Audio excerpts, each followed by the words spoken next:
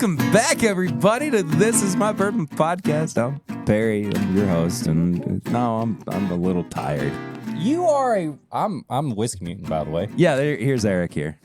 I mean, you all know who we are. Yeah, maybe. Or maybe this is the first time you've ever listened to the show. Either way, this guy, straight up, didn't like... I love when this guy surprises me because he's a very open... He probably talks too much. He probably says too much sometimes.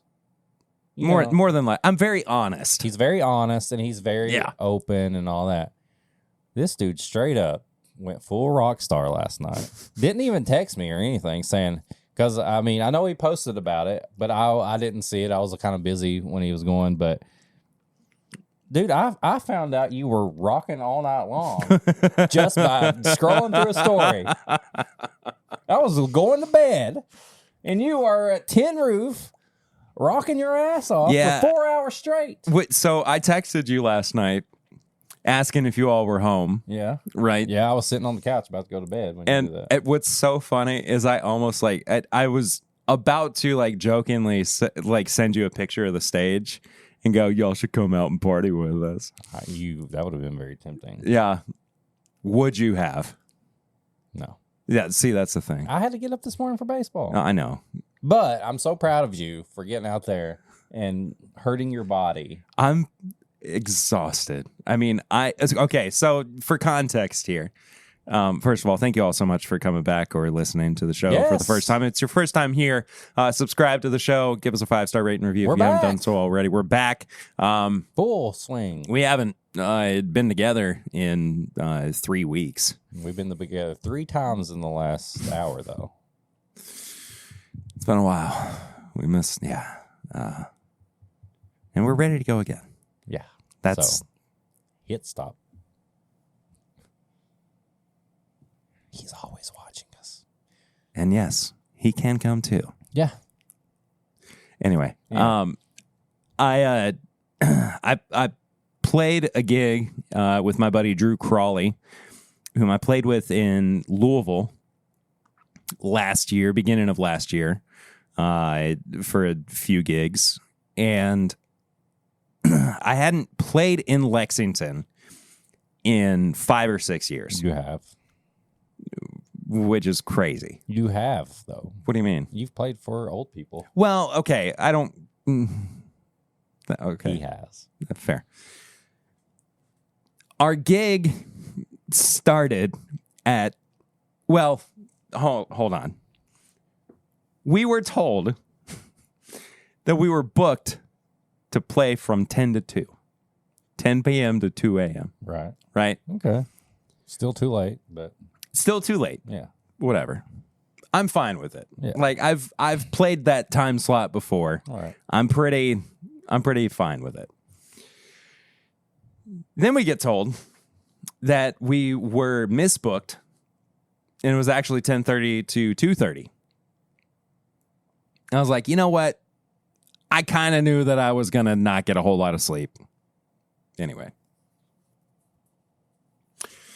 So I'm 'cause I'm broken. I'm very tired. I didn't leave Tin Roof until 3:30. I got home at 3:45, fell asleep finally at 4 a.m. And I was awoken by Daddy. Uh-oh. Daddy, I want to get in bed and watch TV with you at 9 a.m. What did she want to watch? Barbie. Oh. So I said, okay, fine. Barbie Dreamhouse. So, yeah. So 9 a.m. And I thought, I'll be able to sleep through a little bit of this. No. Not a bit. Not a bit. I woke up and I just kind of had to deal with it. I took 2 500 milligram Tylenols because my head was screaming and my body ached. And Now he's recording a podcast. Now I'm just recording a for you. podcast all about bourbon. This is how dedicated and this man spirit is of Kentucky. to this community and this podcast. Because we appreciate you guys and we love you. And we want to let you know, too, that there's a great way for you to support the show. That's by heading to patreon.com/mybourbonpodcast. For as little as $1 a month, you can support the show. But if you want to get bonus content that comes out every single week for $5 a month, or as little as $5 a month, Mondays, Tuesdays, and sometimes later in the week as well. You get entertainment the first half of your week. We get you through the first half of your work week. Then it's basically the end of the week, and you're partying. Here's the thing. Monday, you get a bonus episode. Right. Tuesday, you get the pregame chats. You could also listen to the uncut version of the podcast as well on Tuesdays. Or you can wait till Wednesday. And you get the edited version of the podcast. Uh-huh. Thursday, I go live. Yes. Right? Sometimes on Fridays, there's videos on YouTube. So I got you covered. And we got you covered on Instagram. We're all over the place. You got 69 with the Whiskey Mutant. Yeah, you got some reels. We got reels. Yeah, I mean, what do you want? We're keeping you hard. You weren't able to make it through that sentence. 5 days out of 7, baby. What do you want from us? What do you want? We can only do so much. Yeah. But we love you. The Patreon content this week might be a little bit late, just depending on when we can get everything out. We are actually recording this on Sunday. Yeah. We got to get back in the groove. We got to get our schedule straightened up. There's a lot of stuff going on. It's August. It's September. Sometime coming up. It's still July right now, actually. Well, it is, but you know what that means, though. Next week is the beginning of Big Ass August. Our birthday month. It's our birthday month. That's when we do a Do little. You know whose birthday is also on my birthday? Whose? John Stamos. Really? Bill Clinton. I think we do this every year where we look up who the famous birthdays are on our birthdays. I just came back from Disney and I took a picture in front of the piano that John Stamos played in Full House. Yeah. And he's also has the same birthday. Where he sang the song to Aunt Becky that made her fall in love with him again. I mean, Aunt Becky. Why wouldn't she fall in love with him? I mean, her. Yeah. I mean, what? But yes, big ass August. We celebrate our birthdays. We do crazy stuff. It's mostly bonus Patreon content. So you better get on it. Yeah, but it's we try to put extra videos out. We try to do just bonus content across the board. It's just our way to increase our output. Yeah. And it's a lot of fun. Maximum effort. Maximum content. Maximum ass. Oh, is that our maximum ass? Maximum big ass August 3. Maximum effort, maximum content, maximum ass. That's this year's theme. Let them cook. Hey, there we go. We figured it out. We normally kick off episodes with Flying Blind or Sips and Snacks. Close your eyes. I can't see anything. Tonight. Oh, I didn't know the rest of the song. Okay, well, Flying Blind is still sleeps. I'm just gonna turn my body is so sore too. So on top of like being on stage for 4 hours straight. So also, this gig, on top of being from 10:30 to 2:30, I didn't have a set break, right? So I played for 4 hours straight through.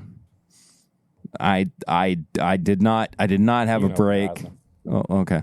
Thank you. Why did you let them? That sounds like slavery. I didn't. There is no let. There is no. That sounds like slavery. Yeah. There's no option. That's just how it is. At least give you drinks? Oh, yeah. Okay. Did you have a catheter in? Did Ryan Reynolds just blink at me? Yeah. Okay. He does that every once in a while. I didn't have to pee. You peed on yourself. I did not have to pee at all. He peed on himself. I will be very honest with you. I didn't have to pee until I woke up this morning. Damn. Yeah. You didn't even pee after the show? Nope. God. When I played shows, my favorite pee was the after show pee. It was like waking up in the morning. Somehow too. And Peeing. I was like, you know what sounds so good? Just a big old cheeseburger or some Taco Bell Hardee's or something. biscuit. Taco Bell. Fuck Taco Bell, bro. We've already gone over this. Right. But I didn't eat anything after the show. You are crazy. Yeah. I was so ready just to go home and get in bed. And I felt like I was going to have like a food hangover more than I was anything else. You know what I mean? Yep. Like I was just going to be bloated from food. I was going to feel really bad. I was so just exhausted from all of it. But hey, rock and roll, baby. Rock and roll. Oh. You like that? It smells like a cake pop. Ooh. I like that. It does. What flavor? Strawberry. Strawberry. Flying blind. Yeah, I just poured Perrier blind. I was if you're listening and you're not watching, I just poured Perrier blind, and now we're trying it. I was starting to explain flying blind too, but I think you can kind of figure it out. But if you don't know what it is, we blind each other with something at the top of the episode. Yeah. Or sometimes we do a pairing, but today we're doing a blind. Yeah. We haven't done sips and snacks in a while. Next week. Found something. Oh. I got something for you too. Oh, I like how you said that so low. I got something for you too. That's just kind of the fact that my allergies are so bad I like it. right now. I like it. But anyway. He likes it, I think. It's so creamy. Ooh, it is creamy.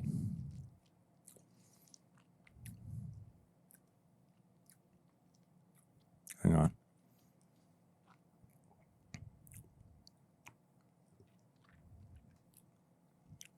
It's taking me someplace. Where am I going? Where are you going? Where am I going? Tell me where you're going. Where am I going with this? Tell me where you're going. Where are you going? My friend. I don't even know this song. But where are you going? Huh? Valhalla? You just died. Valhalla. Why am I getting this like pound cake vibe? Because it's good. There's something. Cakey? It is cakey. Cookie? Sugar cookie? Yes. Yep. Especially on the finish. Mm-hmm. Mm-hmm. Little fruit? Little fruit. Okay. But there's not an unsubstantial amount of oak either. I would not be surprised if this were a weeder. Think so? Maybe. I don't really know. Maybe. You like it though, right? I love this. I'll be honest with you. I'm glad you love it. I've been on a weeder kick recently. I like that. I like that. This is dipping into what have we been drinking recently territory. But I've been taking Larceny Barrel Proof, right? Uh-huh. And the new Heaven Hill grain to glass weeder. Yeah. 2 to 2. 50-50 blend. 50-50, 1 to 1. 1 to 1. And that is Make me that and bring it to me next week. Next week. That'll be your post-op treat. Gotcha. I can't wait. Because that was my favorite of that series, that weeder. Yeah. I got to guess on what this is. What? It's the Rare Character Exceptional Series, isn't it? It is. Yeah. It is. I had to share this with you because there's only a little bit left. Yeah. It's so good, man. I think this is better than the bottle I have. This is a straight whiskey. This is not a malt. Yeah. Yeah. Well, the one I have is a bourbon. Oh, I thought it was a malted one. No, it's a bourbon. Oh. I couldn't remember. If you're looking at the screen, this is a Rare Character, the Exceptional Series. Really? That's fucking crazy, man. 9-year, 3-month Kentucky Straight Bourbon Whiskey, 121.84 proof. We could probably eventually find out where this was. Ours are very similar.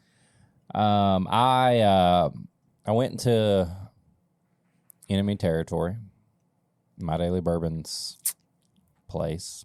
I had some bottles that I thought he would appreciate. I gave him that. And he gave me this to take on vacation. So I took this. It's Rare Character. It's the Beach Club. The Rare Beach Club. I don't know who that is, but you all picked a great one. To me, you hit it on the head when you were saying pound cake and cookie. I thought it tasted like, I made a post about this. I thought it tasted like a fruit pizza with like a sugar cookie crust, extra cream cheese. This was great. I still hate you, Chad, but thank you for that. But I enjoyed this all through vacation. He is your number one fan, though. He's wearing your merch. He wears my merch. He's actually got more merch than some people do. You have more than him, but it is by like maybe a shirt in the class. Yeah, but I'm saying he's got like the second biggest Whiskey Mutant collection of stuff. Yeah, so I'm the first? You're the first. Oh, cool. Yeah, you got stuff before anybody. Yeah. But I wore a Whiskey Mutant shirt on last week's episode. Did you? Yeah, to keep you close to my heart. You'll be in my heart, no matter what they say. That song didn't have to go so hard, but it did. Man. But also Phil leading Collins. into what have I been drinking? I drank this bottle at the resort, the Polynesian Resort at Disney, and then I took it to Hilton Head Beach, and there's a little bit left, and I made sure because I wanted Perry to try some of it. So you flew with this bottle? This bottle was sealed before. Right. Yes. But you also flew home with it. No, I drove home. You drove home? Remember I told you I got to tell you about my rental car. Yeah, I know, issue. but I thought you flew home. No, we drove home. We flew down and drove home. I thought you flew home. Mm-mm. Okay. No, I'm glad I didn't fly home because you might not have been here. I might not have been here because this whole thing. Also at work, apparently my system that I run shut down. Really? So I will be rebuilding that tomorrow. That's what. Oh. Oh. Yeah, it shut down. So July 19th, when that thing went down, that whole day is pretty much missing in our payroll and stuff. So I have to be there early to oh my gosh, rebuild everything and make sure everybody's payroll is good. You want to know something funny though? On the flip side of that, our systems didn't go down, and and we were all like hoping that they would. You're like, fuck. We basically did. We were like, just like an hour, just an hour where we could go. Just come on, please. I'm going to touch on my travel issue on hot takes later down the road. Yeah. But after we do this, we always talk about what have we been drinking. You touched a little bit on yours. Yeah. Like I said, I took this to my whole trip. It's been good. I enjoyed it. A quick recap while Perry. Are we going to do the? Yes, we are going to do the jet juice. Yes. I will do a very quick one because mine is not nearly as extensive as yours is going to be because this is how we trade off when one of us goes to Disney. Yeah, we're like, I drank Wild Turkey 101, and then you're like, I drank yeah, exactly. And what's funny is that I did drink Wild Turkey 101 and Miller Lite at the gig last night, but also. This is not benchmark foolproof. This is a little Perry's Punch. What?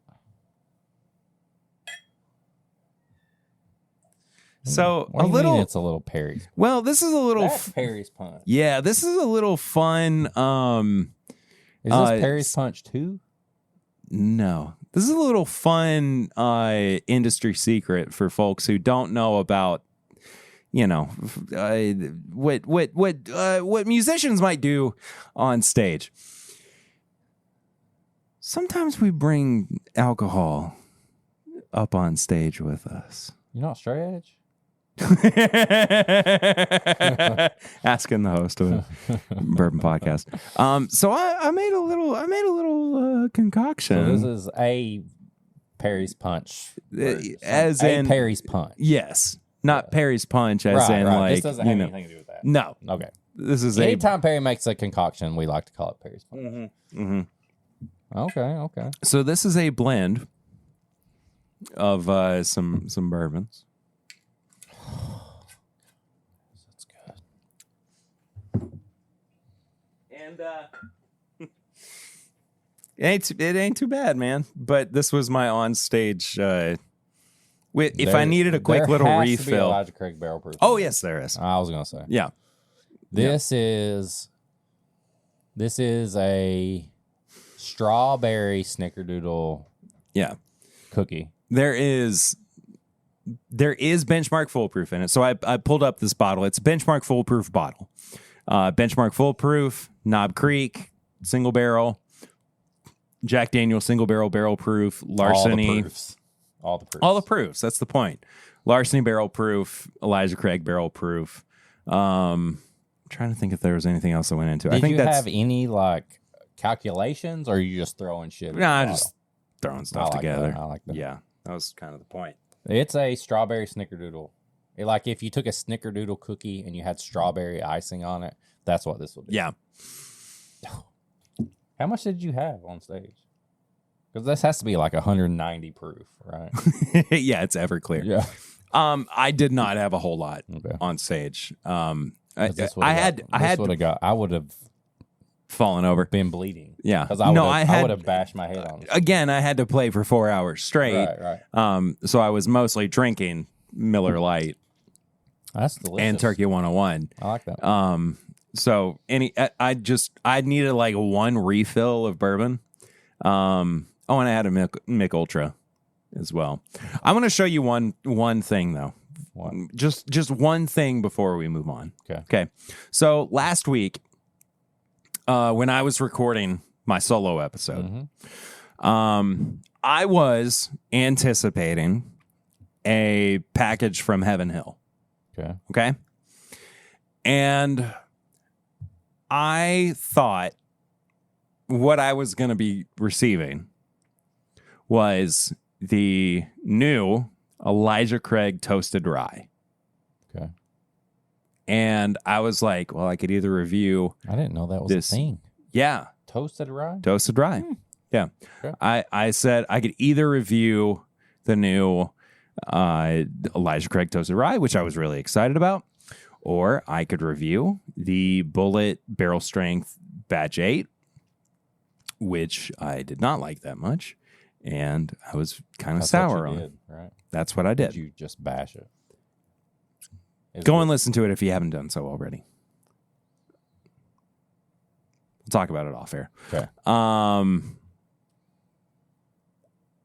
So I streamed it on Twitch, right? Because that's what I like to do when I'm doing solo episodes, because it helps me kind of like center myself, and if I need something to bounce off of. Right.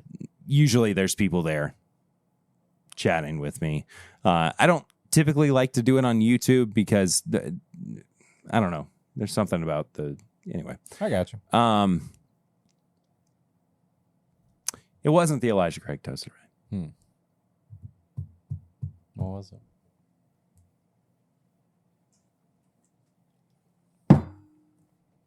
It was Larceny. Small batch. Larceny small batch. What the fuck? With their new label. Just the new label. Just the new label. Okay. Do we need to show this, or are we going to read? Well, no. Go ahead and show the label. Is this supposed to be where blacklighting it or something? Yeah. Have you seen this? I saw somebody post where they showed a Larceny and a blacklight, but I didn't understand what it was. Okay. So the whole thing with this. Turn the lights off. Nah. Okay. Well, you'll be able to see it just fine. It doesn't matter. Do I need to hold it up or something? Maybe turn the lights off. I don't know. So the whole thing with this new packaging is that it's supposed to represent the story, secret. the secret, the story that's hidden or whatever, right? Okay. So if you're watching the video, you basically just see the key, you see larceny, right? But then they sent us this little blacklight flashlight, right? And you shine it on it. I'll show you. And you can see the text better. Yeah. I can still see the text without it, though. Yeah, but that's it. Special? No, that's it. Give me this. I'm not even kidding. Nothing else? That's it. I mean, but you can read it. I know. I can look. If you're watching, you can see that text. Yeah. I mean, that's it. Yeah, that's the whole thing. Does this light come with every bottle? No. Okay, come on, Heaven Hill. You've got to stop. You've got to stop, Heaven Hill. Ridiculous, right? I love you, Heaven Hill, but this is it feels like a waste. If you put that, I mean, maybe if you put like this light with it, it'd be fun, but it's just. Anyway, so you went to Disney. So I went to Disney. Oh, and I'm going to make a drink for us real quick. Oh, yeah, make too. a drink. Because there's a drink that I had at Disney that Perry has been working on to make at home. I'll tell you about that. Yes, I was on vacation, obviously. I left Perry solo. That's okay. It's okay. Sometimes I did the same thing to you before. Do it solo before. Anyway, so we were at Disney. Stayed at the Polynesian Resort, which was great. And, of course, at their bar there, the Kona Cafe, they had the Knob Creek Parks and Resorts, which I trolled everybody because I had that. And you made me so mad. You always got to get the Parks and Resorts pick. It's Knob Creek pick. Yeah, they have it at random bars throughout Disney, but they also have it at Disney Springs. And I stopped at a stand at Disney Springs, and they had it. And I said, "Hey, can I take a picture with it?" And he goes, "It'll look better with this full bottle." And I go, "Can I buy that bottle?" And he's like, "No, unfortunately, I can't sell it." I tried to buy that bottle from everybody, but he said it'll make a good picture. Did you even try at Ohana? Yeah, yeah, I did the same thing. The bar, Ohana, Kona Cafe. Every place I had it, I tried it. I tried to get them to give me a bottle. I asked, and I couldn't. I even talked to the bartender about how I got it at Coronado Springs the last time I had it, and he said the only reason I got it then was because I lucked up because they had celebrities there on site, and they were extra bottles left. Can I ask you a very important question real quick before you go any further? Yes. Would you like extra bourbon in your jet juice? Yeah, we're sipping on it. It's fine. Okay. So anyway, I had that, but the guy at Disney Springs was like, "Oh, you got to take a good picture." So he gave me a full bottle, unopened, and I posted it, and people blew my message up thinking that I found a bottle to buy, and I went along with it for a little bit, but unfortunately, I did not get a full bottle. I only took a picture with it. I was so mad. So I was so mad for a little while. I know. And to the point, and I didn't mean for it to come off the way that it did, but we were texting back and forth, and I don't even remember what you had sent, but I sent you a message, and all I said was, "Did you get a bottle?" Yeah, and you were like, or "Did you get one?" or something, and you were like, "That's a picture of blah blah blah," and all I sent back was "Stop." Not, and it meant the way that it was meant to come off was like stop, right? Right. But it just came off like stop right now. I hate you. You're being the worst. I know. And I didn't mean for it to come off that way, but it was. It was just full on mutant. Full on mutant. But it was so funny. So I had my Knob Creek. I had let's break it down by parks.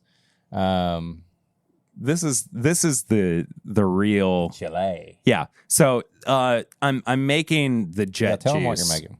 I had a jet cocktail. Juice. Jet juice is a Maker's Mark cocktail that you get at Oga's Cantina in Galaxy's Edge at Hollywood Studios. It's my favorite Galaxy's Edge drink. One of my favorite Disney cocktails. It's called the Jet Juice.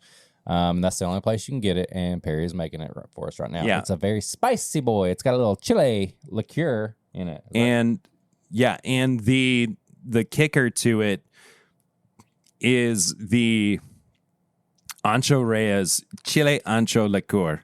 That gives it the thank you.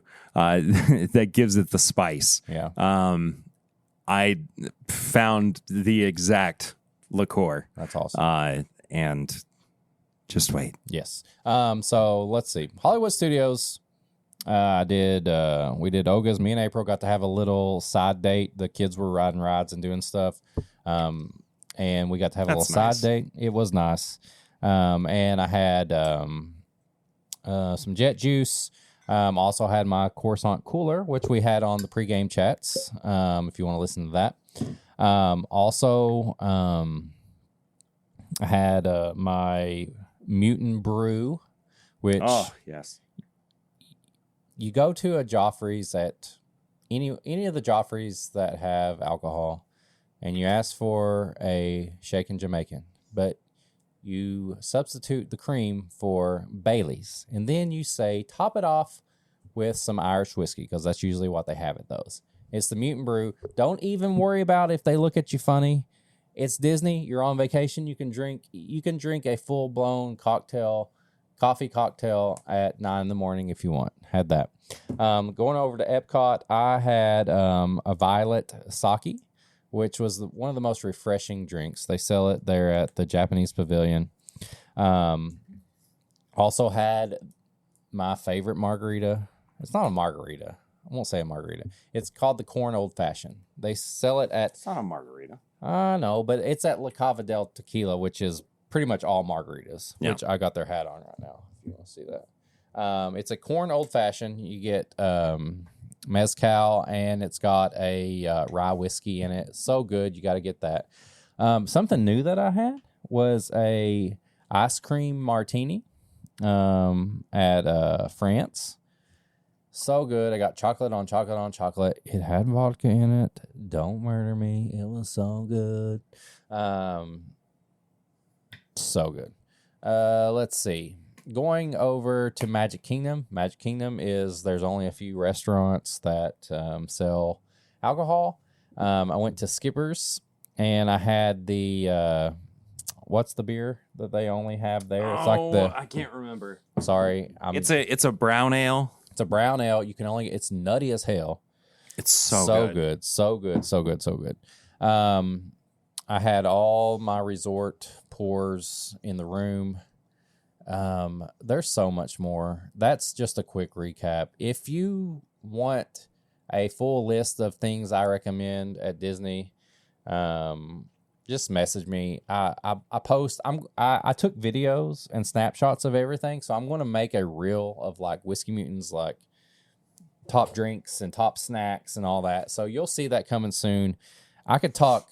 Me and Perry have already talked about this. We could talk hours upon hours about Disney snacks, food, drinks, and I could talk hours on it. And more on that soon, maybe. This already smells. I just smelled it. I cheated. I smelled a little bit. It smells like jet juice. I mean, bruh. That's it. I mean, it's it. Where's that lot at?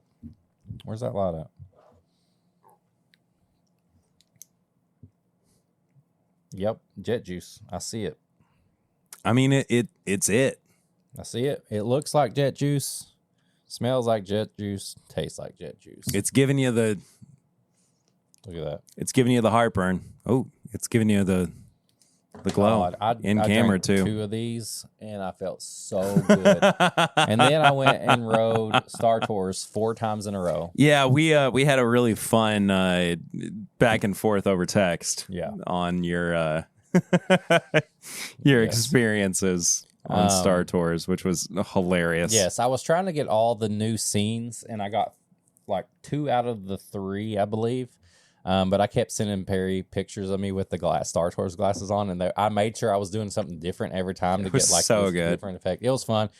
Like Perry did, I like how when Perry recapped his trip, he was like, I don't have to go over everything. I like to keep it to myself. I posted a ton, so you probably saw it. I did try to get some of the hardest Disney pictures ever with my fits. You killed it, dude. Yeah.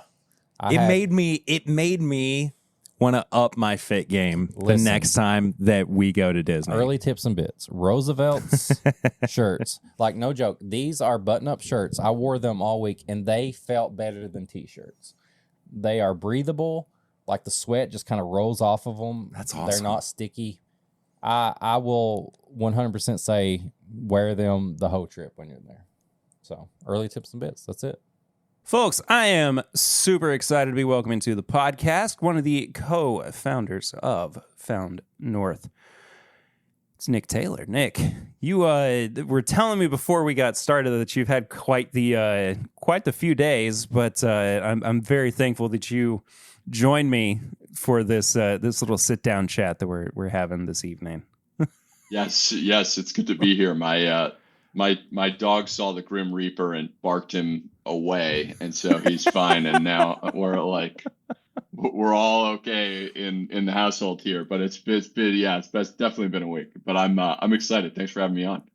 We also share something as in similarity as well, in that we have pregnant wives, and this is not your first child as well, Chris. Number one. This is your very first one. Oh my gosh! Yeah. Okay, congratulations! Congratulations! On the way. I know. I'm excited. How has that found you so far? How are you feeling with your first child knocking on the door? It's she did us a favor, and she's arriving in the only quiet period in the whiskey industry. You know, her due date is July 29th, and it's August is the only month that anybody in the whiskey industry ever takes off. You know, right? So right. I'm really excited. I'm really excited. It's funny. All my friends have so I have so many friends who have 1-2-year-olds, and they're boys, and I am really excited to have a girl. Yeah. My first was a girl, and my second is going to be a girl, and then I'm going to be done. So I'm calling it quits after 2. And my wife is currently almost 7 months pregnant, and we're in the thick of it, and I'm it's not that I'm ready for it to be over. I think she's way more ready for it to be over than I am, by as many stretch of the imagination as you possibly can. But also, she said well before the pregnancy really got into it, how much she loved being pregnant last time. The last time she was pregnant, we were in the middle of lockdowns and COVID, and we didn't have a 3-year-old to run after, and she didn't have to be a mom, and so this one's been a little bit more difficult. Can she not pick the other one up right now? Not supposed to. She's not supposed to, and I will leave it at that. I have a good friend who has a 2-year-old and another on the way, and she can't pick up the kid, and that's been the biggest problem. Which is really fascinating. It's funny how I don't have I have 2 types of conversations now in my life. I talk about whiskey and I talk about babies, and it's literally all my friends have 1- and 2-year-olds, and my wife's 38 weeks pregnant, and it's these are the 2 things that I talk about. Here you go, and we're doing both at the same time. So what do you know? How's that? So we normally kick off episodes of the podcast in general by asking each other, myself and Eric, what have you been drinking recently? So I wanted to ask you, Nick, and it doesn't even have to be Found North, which we're going to get into here in just a moment. But is there anything you've been drinking recently that might have piqued your interest or might pique the interest of our listeners? Everyone's gonna find me and kick me in the shins because I do a charity event every year with a friend of mine who has just a ridiculous collection of Dusties, and he sells tickets, and we raise money for student aid for a school that his kids are at, and I always do it for free, but he always gives me a bottle of something afterwards. And this year this year he gave me the 2014 Stag, which I immediately opened and have been drinking. And good God, like I feel like it's such a cliche these days to be upset with Buffalo Trace Antique Collection because nobody can ever get it. But when you open it and and you just enjoy it, it's kind of like it's really they really do they do such amazing work, and that 2014 was an incredible whiskey, which is funny because I did get to taste it in 2014. I was working at my first job in the whiskey industry, which was I was a spirits buyer, I was a whiskey buyer for a chain of retailers in Massachusetts.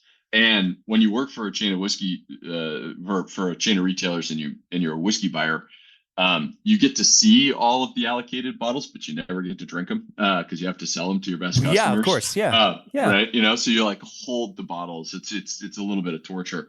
And I sold the 2014 Stag to a nice customer of mine, and he came in the next day and he had a 60 ml, like a big fat sample of it, and he gave it to me. And he said, "Hey, I know how this works. I know you're going to get to see this, and you sold it to me, but you're not going to get to try it. And I just wanted to let you know that I wasn't flipping it," which I thought was a really nice gesture, and in 2014. Yeah, back in 2014. Yeah. That's interesting. Yeah. So I took it. And I was having dinner with my parents that night. So I took it over to my folks' house, and they had just redone the kitchen. So everything was kind of all around, and I got there and they're running late because they're always running late. And, my dad's yelling at my mom to get out of the shower or whatever. And I'm sitting there with this 2014 Stag, and I'm like, I'm going to drink this right now. So I went and grabbed a rocks glass and I put it in there, and I put it down on the counter. It's 140 proof or whatever, it's 139.8 or whatever exactly is. And so I was like, okay, I'm going to, do they have a bottle of water? I'm just going to put a drop of water in. I'm going to drink it neat, and then I would put a few drops of water and just see what happens. And I'm kind of lost in the kitchen trying to find a bottle of water. And my dad comes into the kitchen and he sees the glass of whiskey and he scoops it up and he looks at me and he goes, "This shit's bad for you." And he, boom, shoots it down. Oh.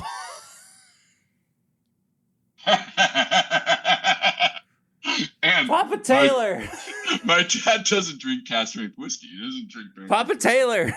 What are you doing? It's 140 proof, right? So it just sears his lungs, And he's kind of coughing and he goes, "Oh, and it's awful." And then he leaves. And I couldn't get a word out. I mean, I literally, and I had a Twitter account at the time, so I tweeted out the story to my 30 followers. And one of them happened to be that guy, and he comes in the next day with another 60 ml, and he hands it to me, and he says, "Keep this away from your dad." So that's when I tried the 2014 Stag for the first time.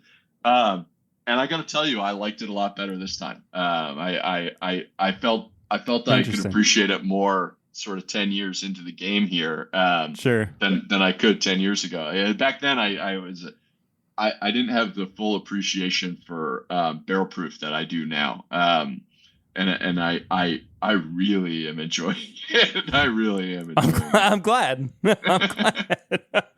How much of your appreciation now for barrel proof whiskey, cast strength whiskey, influenced your kind of desire to put out cast strength products with Found North? I mean, because everything that is sitting in front of me, all four of these products, they all say cast strength whiskey on them.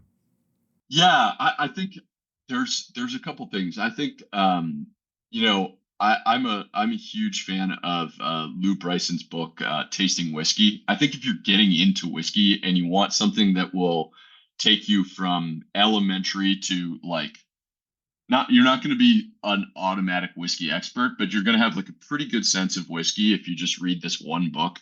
It's Tasting Whiskey. And in the introduction, Lou talks about how he he was part of Malt Advocate before it became Whiskey Advocate, when beer was bigger than whiskey.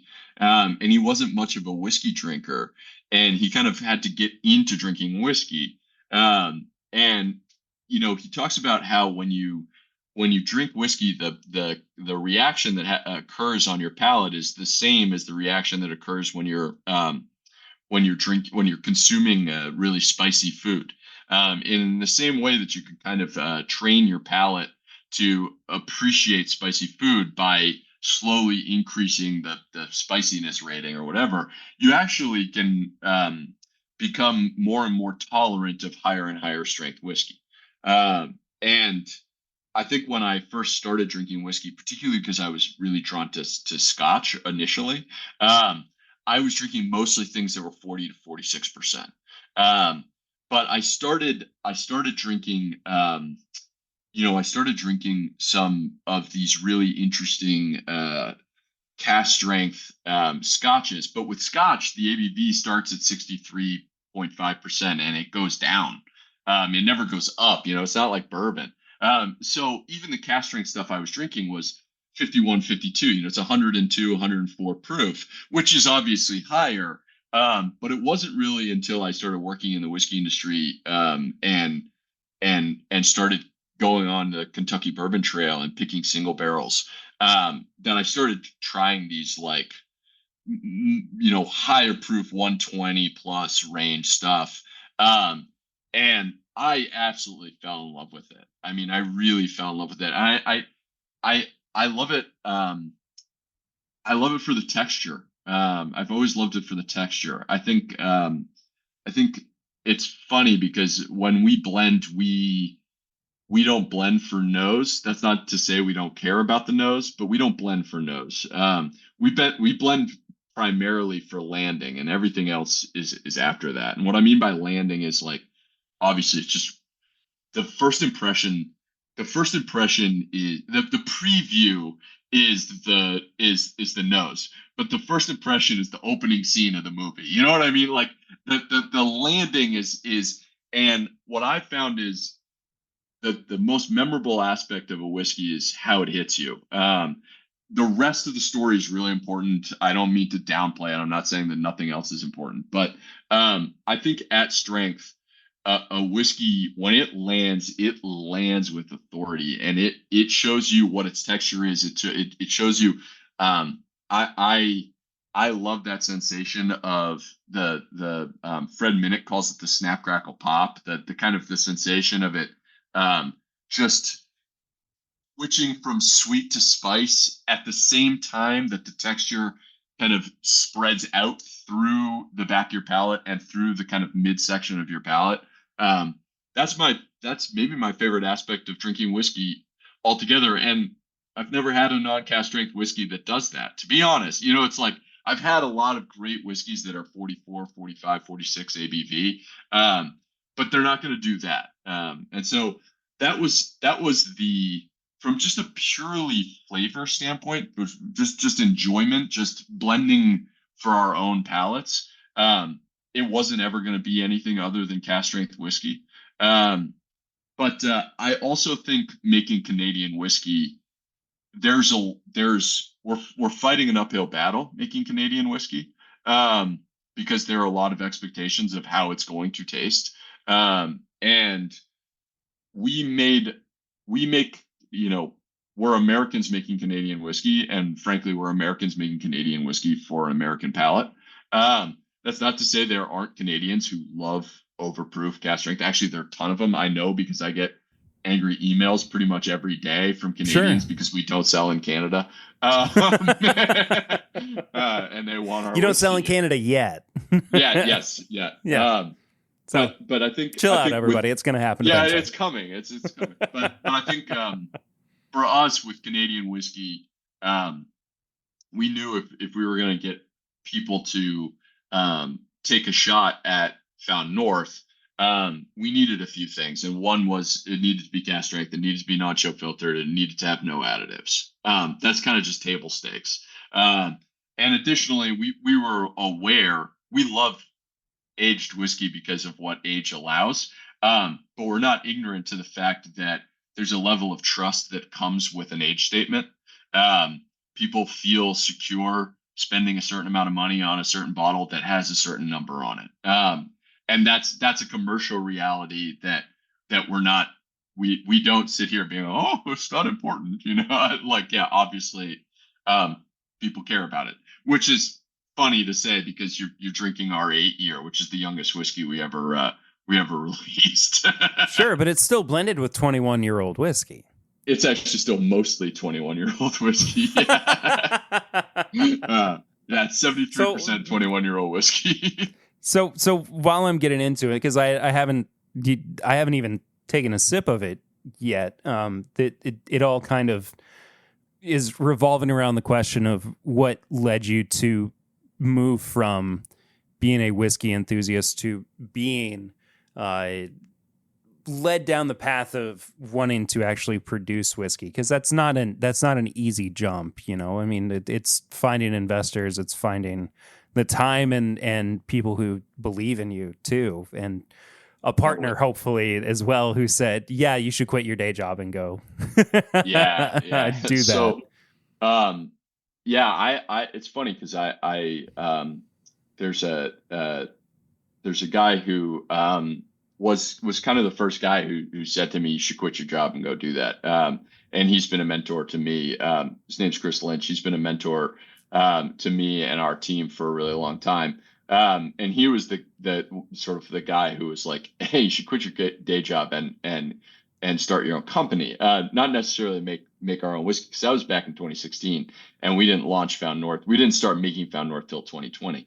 But I think what was interesting was my brother and I, we started working together in 2012, and that was the first time we tried to launch our own business. It didn't go well. We got the shit kicked. We got our teeth kicked in, man. It turns out this is hard. Yeah, no. But it wasn't in whiskey. And I had a passion for whiskey. My brother had a passion for entrepreneurship and tech. And we kind of went our separate ways, but we always had this conversation of like, hey, if we get an opportunity to try this again, the business might not have been the right business, but the partnership was the right partnership. And so I had been doing, the big thing I did when I worked really in kind of the retail space was, I was doing a lot of whiskey tastings and whiskey education and seminars, and the store Gordon's where I worked here in Waltham, Massachusetts had this great culinary center. It had stadium seating for 35 and a full kitchen, and I could do anything I wanted. And they gave me permission to basically like open anything, host any tasting you want. And I was doing 3 or 4 events a week after only about a year. And we were doing like we did blind tastings of 18-year-old single malts. We did, whole aging seminars. We did Whiskey 101. We did Scotch 101. We did whiskeys of the world. We did, barrel proof bourbon. We did everything you could think of. And what we discovered early on was, people are as passionate. My dad never really understood our first business. And I used to explain to him, I said, he's a golfer. I used to say, people are as excited about whiskey, about the hobby of whiskey, as you are about the hobby of golf. Like, they will travel for it. They will spend a ton of money on it. They want to learn about it. They want to get better at it. Like, people don't often think of whiskey as something that you can be quote unquote good at it. But I think a lot of people who are really serious about whiskey, they want to find interesting whiskeys to share with their friends. They want to know about it. They want to feel close to it. They want to feel connected to it. They want this intense enthusiasm that they have for their hobby. They want to experience it with others and share it with others.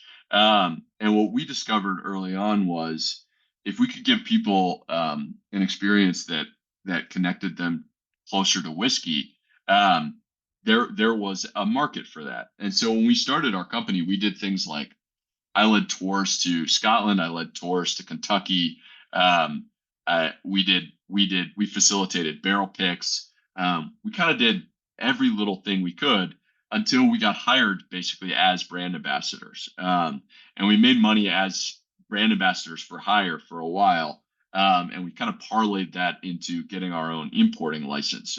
There were a couple, we actually imported Armagnac. There were some spirits that we were really interested in. But we always were sort of fixated on whiskey. And when COVID hit, we lost all our contracts and we lost all our partnerships, like overnight. We couldn't do tastings, we couldn't do seminars, we couldn't lead trips, we couldn't do any of the stuff that, right? And it was like everybody reached in. People were polite, but they were like, "Hey, we can't be paying you guys a pretty hefty monthly stipend to be sitting on your ass doing nothing." Of course. And the whole time, to be honest, the whole time we were looking for whiskey, we were pursuing potentially building a distillery, but we were the whole time looking for whiskey that we could release, that we could bottle and release. The big problem we had was a couple fold. One, a lot of the whiskey that we were interested in was already being done well by other people, right? There was great whiskey at MGP, but we'd be the umpteenth dog to the bull. There's great whiskey in Scotland, but Scotch was getting so expensive. You could buy 7-year that you would have to retail for $110 a bottle, and I think the big thing for us was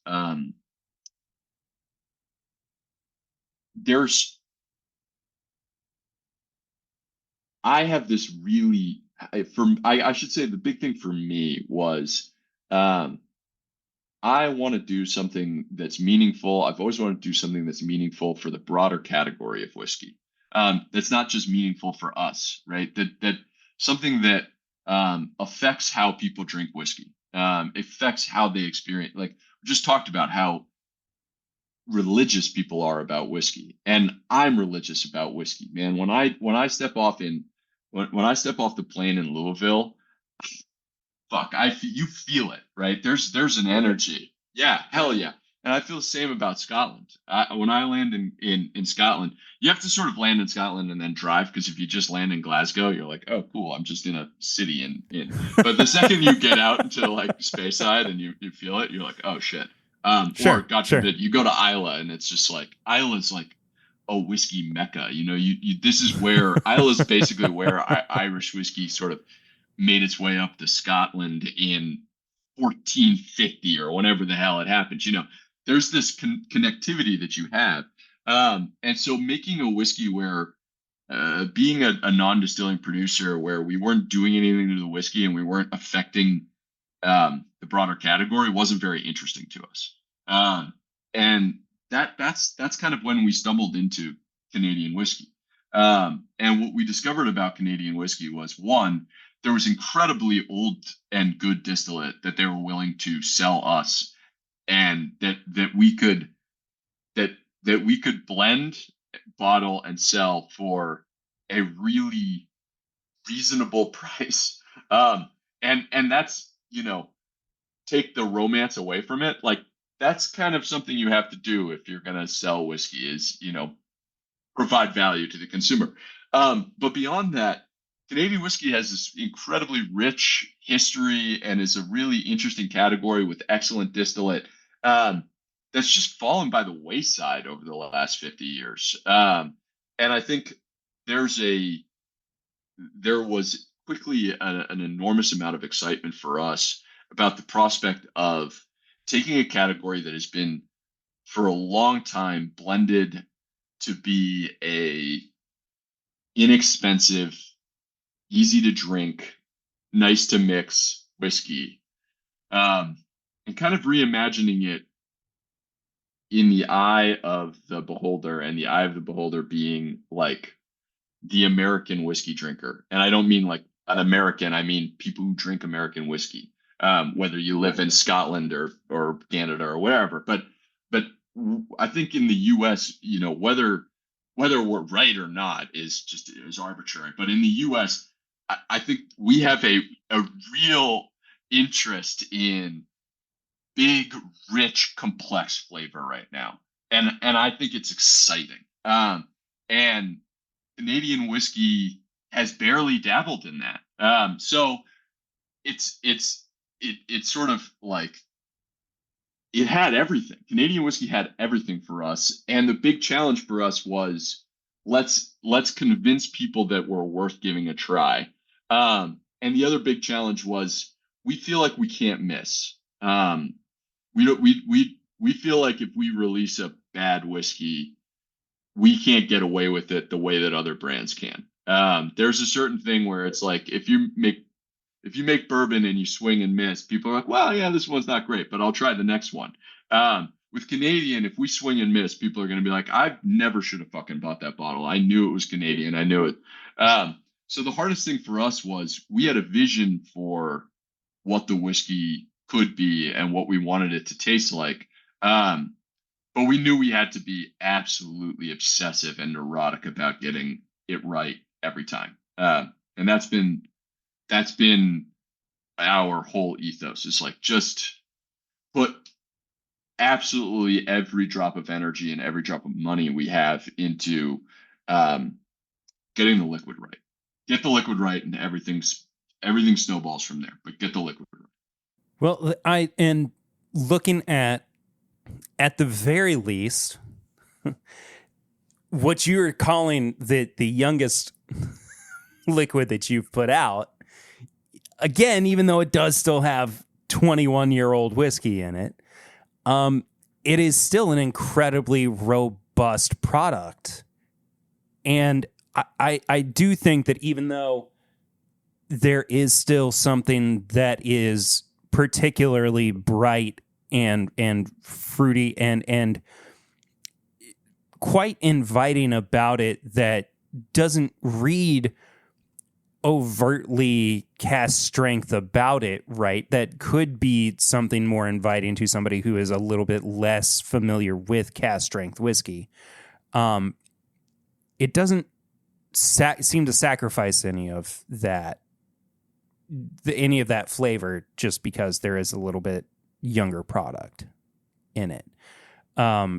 So I imagine too that there was something that went into this particular batch. This is batch 5 of your all's cast strength line.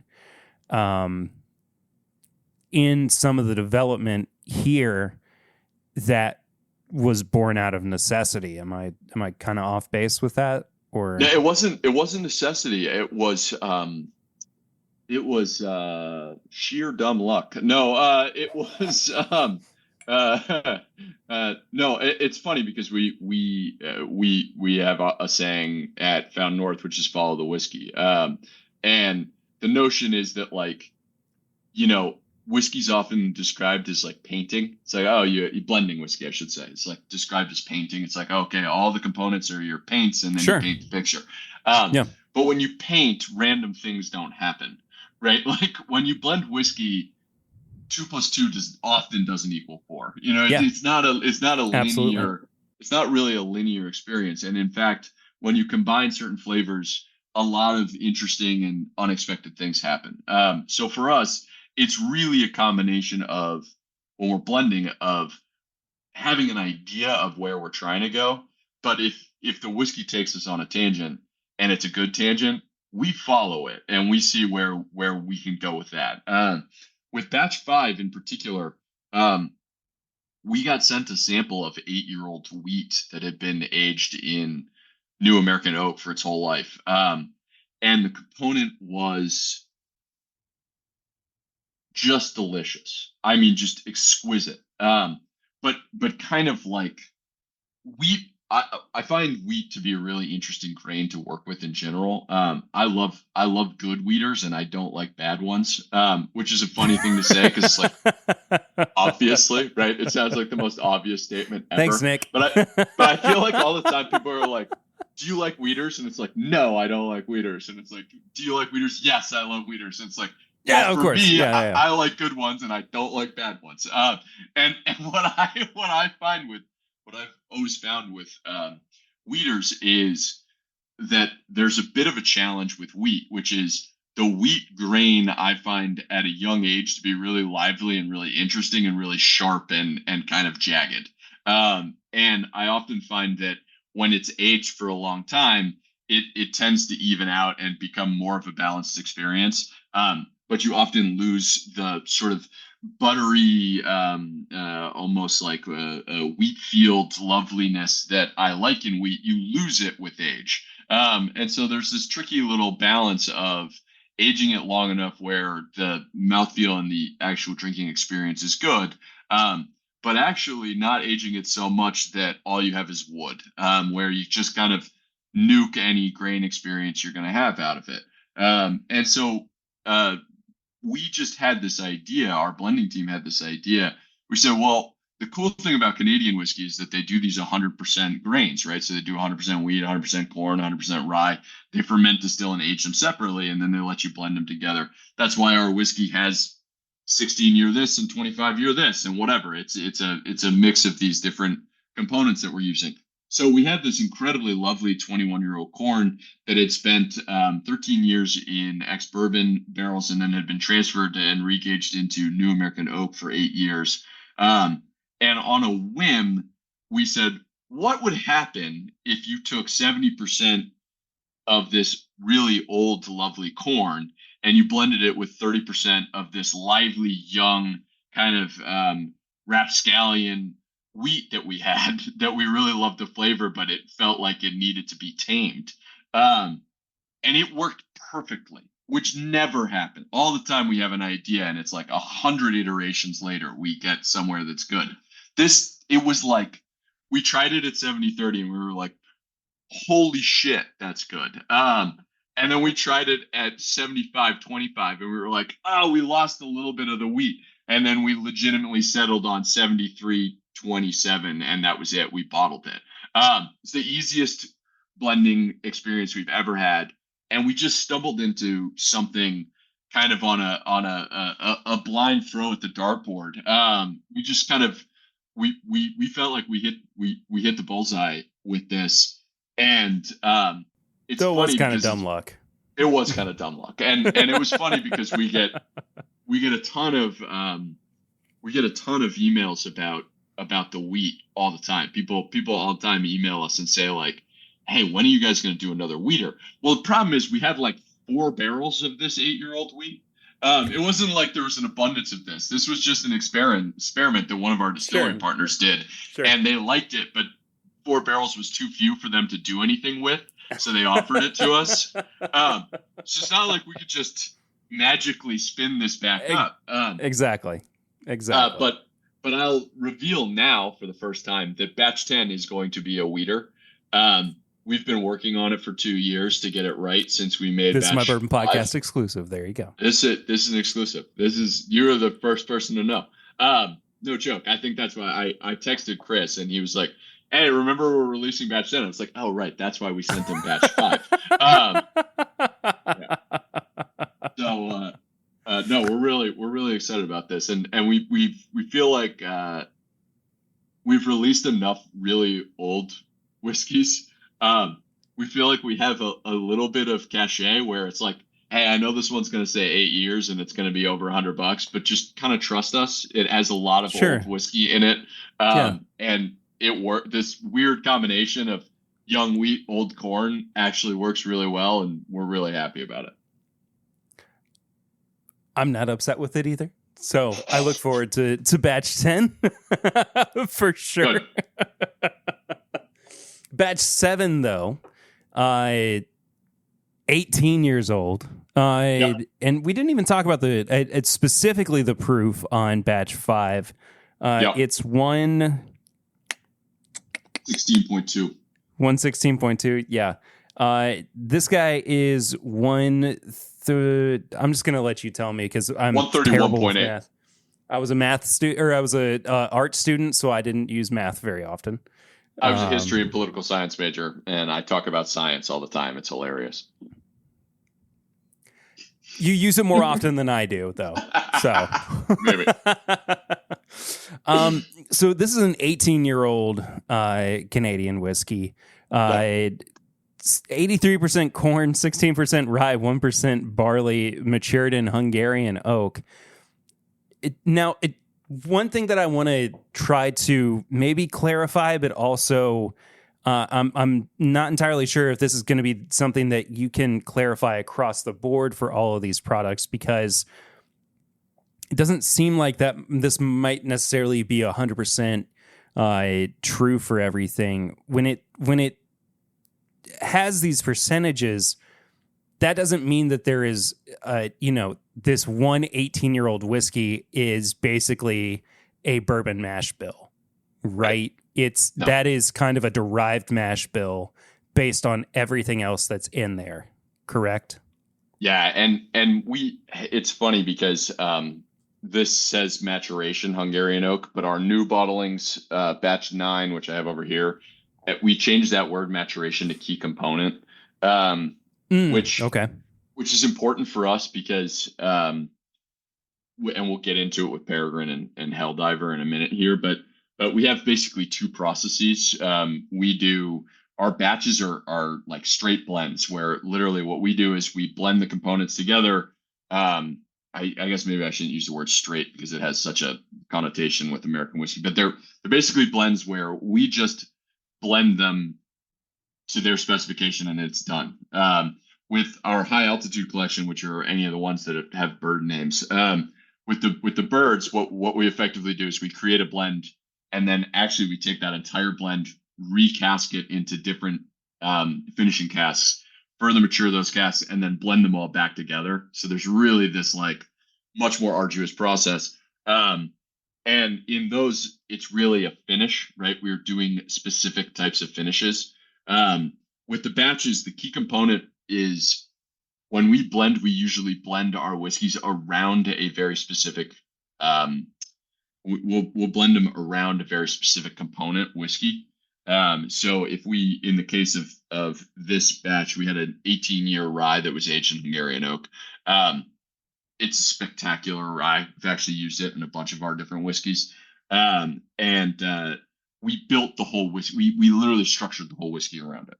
So the other sort of thing on the label for us that can be a little confusing is it doesn't say mash bill. We actually just write the word grain. And the reason is exactly what you were just saying there. This is not a mash, right? This is not, we did not take, 8,300 tons of corn, mix it with, 1,600 tons of, right? This isn't a thing where it's grain by weight.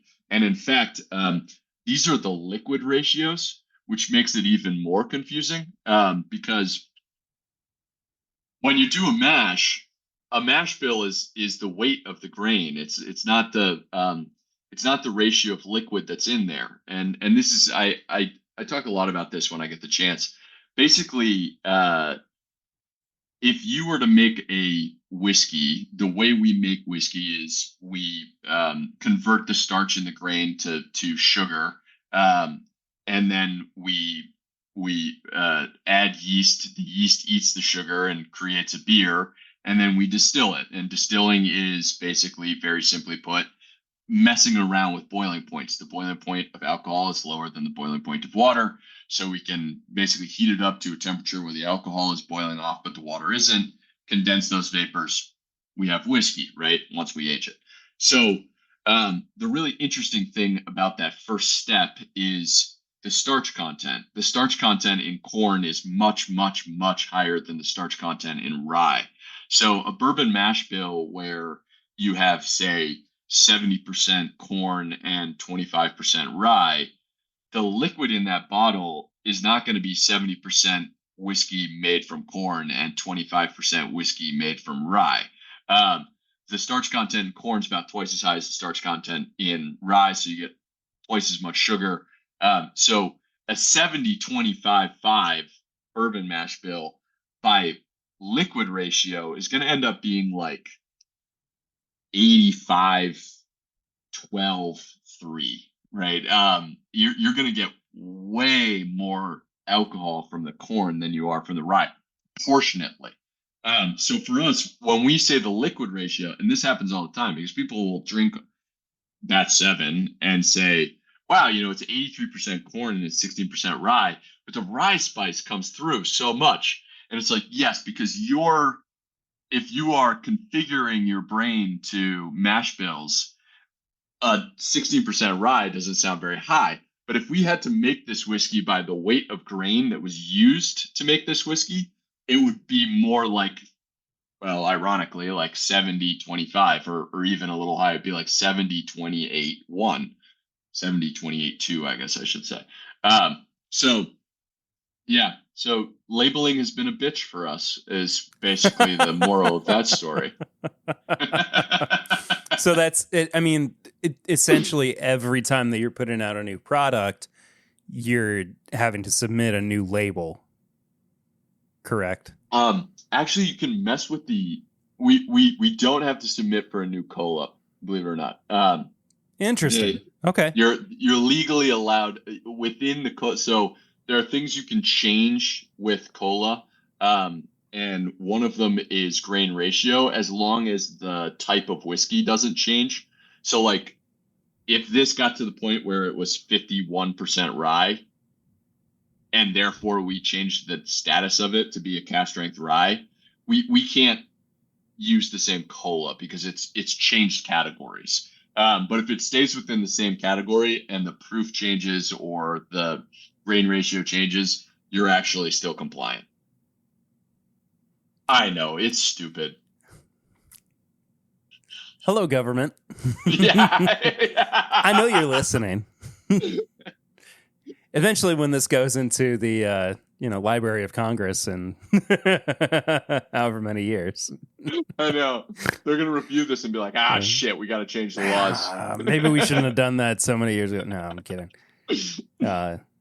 Interesting though. Yeah, I mean, I had no idea about the liquid ratios versus, I guess, what the actual grain ratios were. That's a completely new concept to me. That I'm imagining that there are, listeners, viewers as well, who had never heard of that before as well. And was that something that you were aware of going into your whiskey?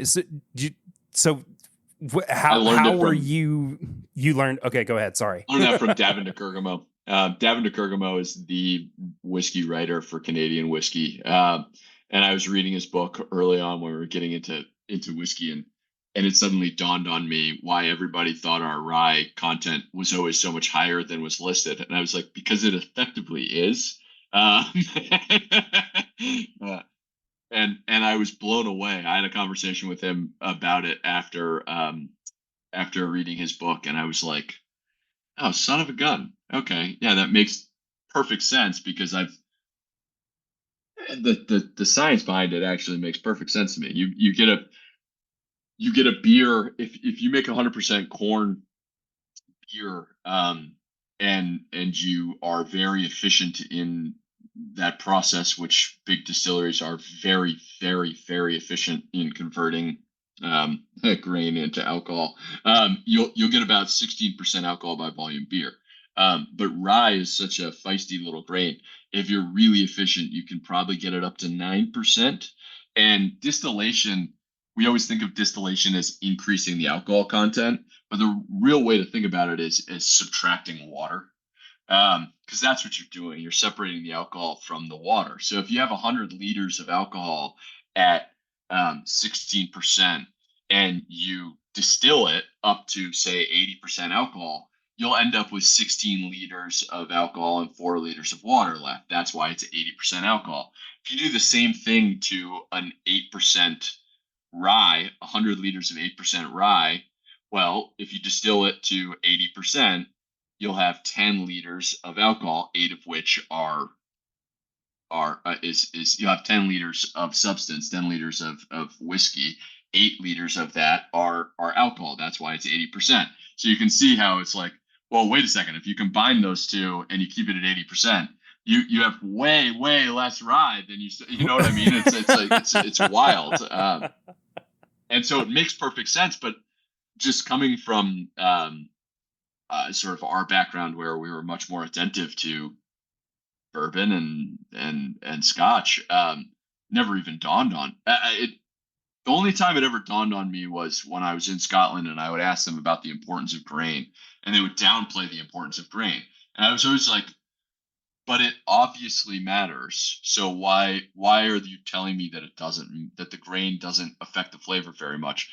And what I soon learned was they, particularly in Scotland, they're basically picking the grain that they're using each year, what strain it is, whether they're using, back in the day it was Golden Promise and Concerto or whatever the barley strand of the day was. They're actually picking it based on its starch content, because if you think about it, if you make a beer, the most expensive cost for these folks making new distillate is actually the energy cost of running the still. So whether you have really high starch content or really low starch content, it's the same cost of running the still. And so if you're getting twice as much starch, you're getting twice as much alcohol, right? Like it affects their bottom line dramatically, to the point where they don't want to pull the flavor lever of grain, because if they have a crop in a certain year that's yielding a third less starch, then it's going to yield a third less alcohol for exactly the same cost. And that's going to murder them. And so they feel like, and most distilleries feel like, hey, we have plenty of levers to pull to affect the flavor and get it where we want. We have the yeast, we have the temperature, we have the cut points, we have the speed of distillation, we have the wood, we have the rick house, we have a million things that we can do to affect the flavor. So when it comes to grain, let's just be super efficient from a grain standpoint. And that's why when you go to those distilleries, they're always talking about, you go to a big distillery and they get to the grain silo and they're talking about how particular they are about grain. And it's always like, right, well, if there's any must or any of this, like, yeah, that's important. Don't buy crappy grain that has, must or yeast or whatever, or fungus. Yeah. But really one of the big things they're doing is testing the grain for its starch content. And if they know, hey, this grain that we got is not going to be profitable for us to distill, they're not going to distill it. They're going to buy the next truckload. So dirty little secrets in the whiskey industry. The more you know, folks. That's fascinating to me. No. That's so fascinating to me as a reason to completely forego the whiskey making side of things and move into the whiskey blending area of it. Yeah.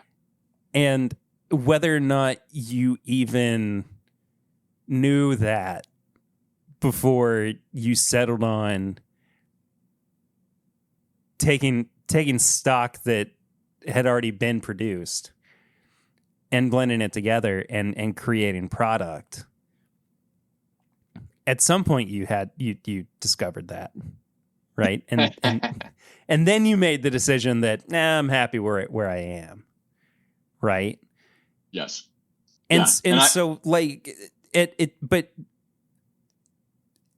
what's and this is kind of a more like maybe existential question within the confines of Found North, but like, what would it take to like push you into the next step of like actually producing whiskey? Because now, like now hearing like all of these, like especially coming from you in particular, like talking about the quote unquote dirty little secrets, or talking about, the things that could go wrong.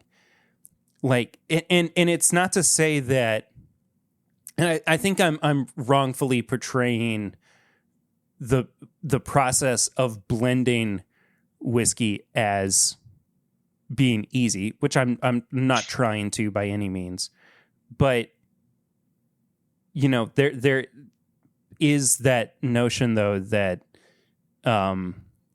it's not the same as having a whole distillery to run. Totally. And it's not. It's they're it's a different part of the process, and I think frankly, if I were making bourbon, I'd be much more inclined to build a distillery. Um, one of the things that one of the things my brother says that I always liked is, if you think about the fundamental difference between making Canadian whiskey and making bourbon, is most of the flavor decisions for bourbon are made in the first 2 weeks, and most of the flavor decisions for making Canadian whiskey are made in the last 2 weeks. And what he means by that is like, look, when you're making bourbon, some of your biggest levers for flavor control, for controlling the flavor, are the yeast. Fermentation is the most underrated piece of the whole puzzle. But the strain of yeast you're using, and the cut points, the fill strength, and the barrel decisions, be it like char toast level, right? And then of course where you put it in the rick house. From there, you're letting the barrel mature, and at a certain point, when it's hit its peak maturity, whether that's 4 years in or 12 years in or 15 years in or whatever, that whiskey's effectively done.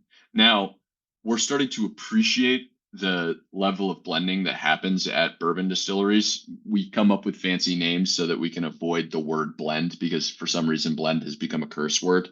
But we say like, well, it's married with this, or it's vatted with this, and it's like, guys, that's just a euphemism for the word blend.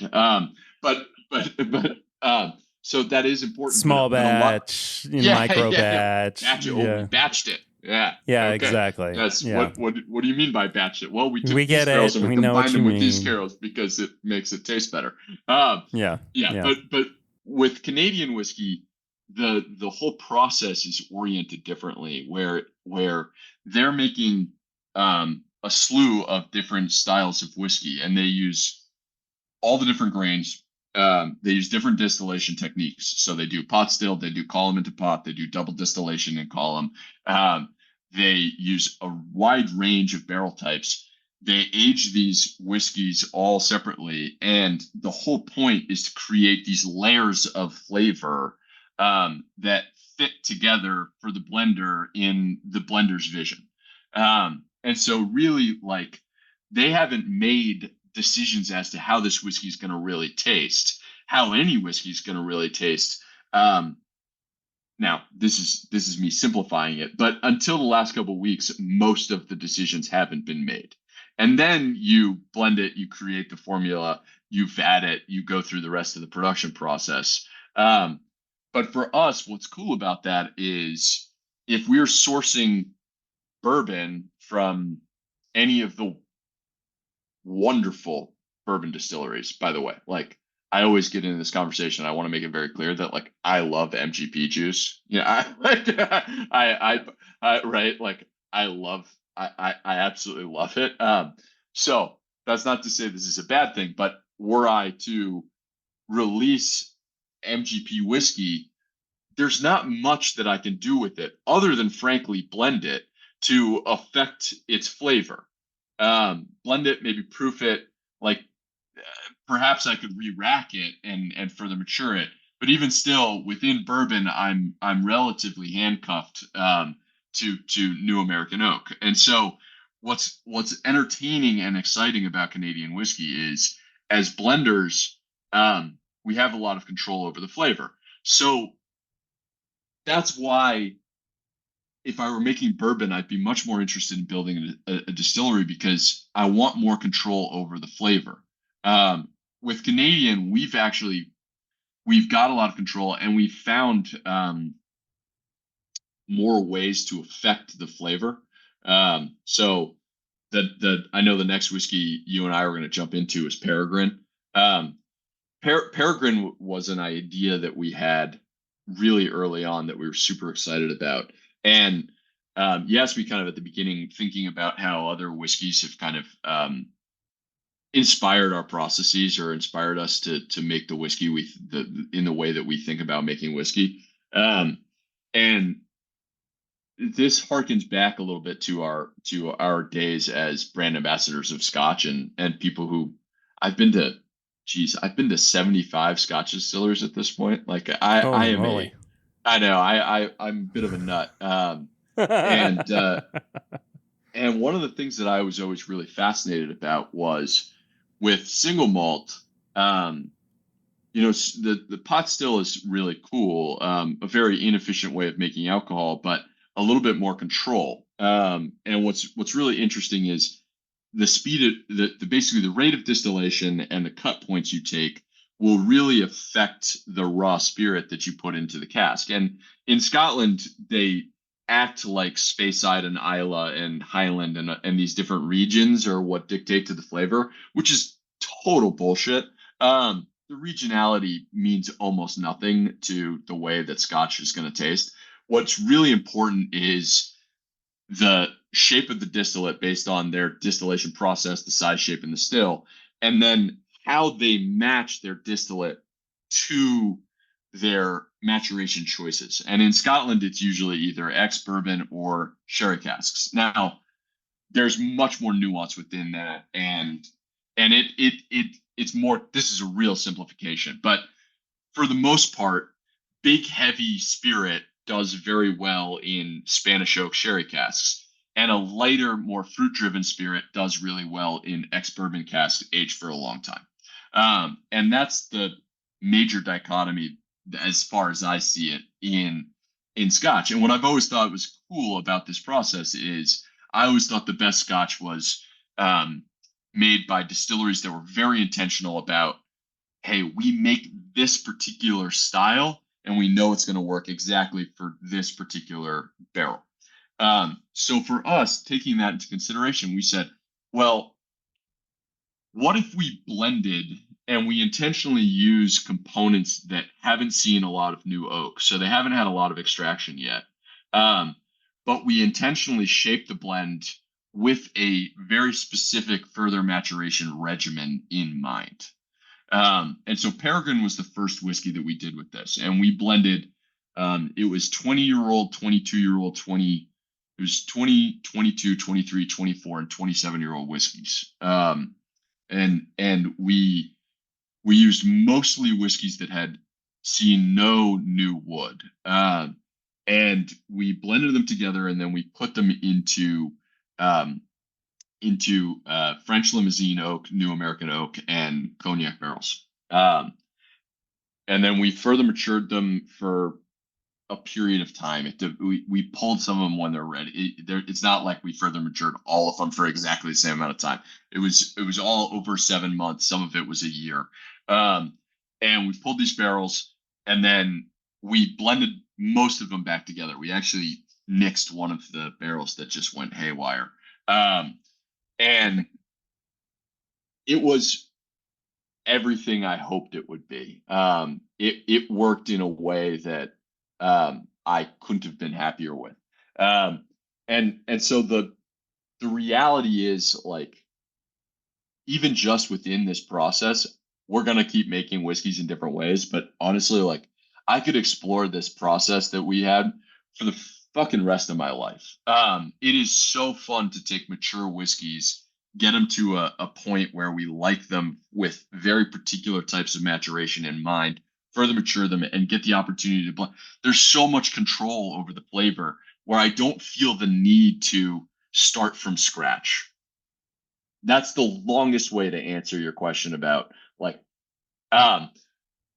would I ever build a distillery? Maybe. It's hard not to be, if somebody showed up to me with a giant check and said, hey, hire whoever you want, right? Because we're not distillers. So hire whoever you want, blank check, build the distillery anywhere in Canada and make the Found North facility from scratch. And this is going to be your 100-year project. That's the other thing about distillation, right? It's such a slow loop. Takes a while. It takes a while, not just to get going, but to get it right. It's like sure. Everything has its tweaks, and you gotta. I could talk about this forever. So now, I'm okay. I'm very content with what we're doing. But there is always the dream in the back of the mind of, like, well, what if we built a distillery? So why the bird names on these releases too? A couple reasons. I think for us, the bottles have the topographical map. We've always found north, the name, everything has been always drawn to this frontier pioneer hiking mountains, this feel of when we talked about what our flavor wanted to be before we even named the company. We always said we wanted to be on the edge of the flavor map. We don't want to be smack dab in the middle, because that's fine but boring.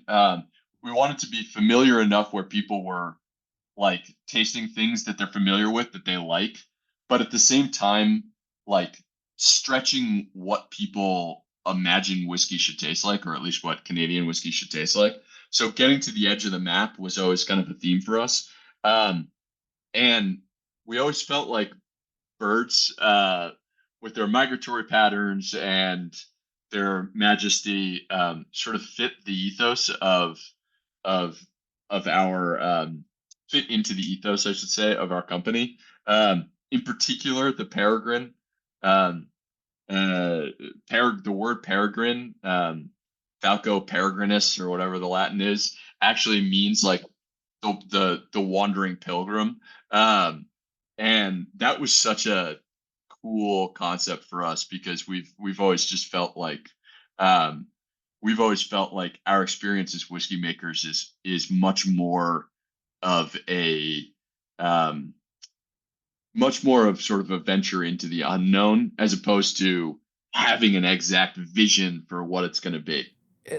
It's all, I mean, that fits so perfectly with the topographic maps. Yes. It's all very Tolkien in nature for whatever reason. Oh, too. That's a huge compliment. I really appreciate that. I mean, I'm coming from the guy who has Elvish on his forearm as well. So, oh shit! Oh, that's awesome. I was going to ask you what that was. Oh, yeah, damn. It's my wife's name and my daughter's name. Yeah. And then my next daughter's name will go underneath it as well. Oh, so yeah. So that's really funny. Just total tangent. I don't have a tattoo. My wife has a couple tattoos. I've never gotten a tattoo, not because I'm averse to tattoos, but because I just haven't ever had it's never settled in what I want. And my aunt, we love birds. We love owls. I've always loved owls. I think we've always wanted to do. We can't do an owl release, obviously, because of Kentucky owl. So we can never do an owl release. We'll get a cease and desist. We'll get sued. Yeah. So owls are kind of out of the game, but we love owls. And my aunt is a painter, and we built the nursery, and we have a space for painting, and she painted an owl for us that we're putting in the nursery as kind of the centerpiece of the nursery. And I really I really want to get it as a tattoo. That's so cool, dude. I've been trying to think of like how do I incorporate having my baby girl, and I love what you've done. That's awesome. But then you run it, like, if it's the painting, then you run into like how much of it and where. Yes. And like, is it going to be on my back or my thigh? And the whole, like, all across your back. Whole back. Yeah. Ben Affleck style. Like, yeah. Then if I have 4 kids, it's going to be a real problem. I'm going to have to get a tattoo on my leg, my other leg. Kids, daddy's real sorry. Then what happens when one of them disowns me 20 years from now? Yeah. Well, you may not love me, but I'm always going to love you. I promise. I got the scars to prove it. Yeah, exactly. Oh, man. Anyway. This is an absolutely exceptional whiskey. I mean, the care and the detail it really, really shines through. I as you were talking too about the bird convention of it all, I made a little noise or something. I expressed myself slightly. I don't know what I said exactly, but I just I couldn't help but release something from deep in my soul as I realized that this is really quite good. And there's something to be said too about that, like, extra care, excuse me, that's being taken with even like, you know, older Canadian whiskeys sometimes can lack a little bit of character, right? Audio listeners, Nick made a little grimace of a smile, too. Yes. Like they just don't all, and it's, you know, sometimes it's because of the environment that they're in. Sometimes it's because of the aging vessels that they're in. But it's just, you know, it's just part of it. But, you know, something about the blank canvas of it all, you know, I think that lends itself so honestly to being a product that you really can make into like a bourbon drinker's Canadian whiskey. Yep. Right. And how far into this process did you really realize that? I mean, was that kind of a day one thing for you all? That was a day one thing, but the irony of it was we thought we were going to be a rye company. So we were trying to make rye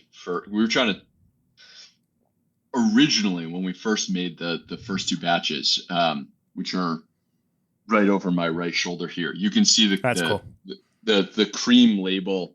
If you ever see a cream label again from us, that's our rye label. And when we launched Found North, we knew that there were so many good ryes coming out of Canada that were being labeled as American ryes, even though they were Canadian. And our thought process was, most really serious rye drinkers know that these are from Canada anyway. So why try to, it's not lie, but sort of omit the fact that this is Canadian. Let's just make lie by omission.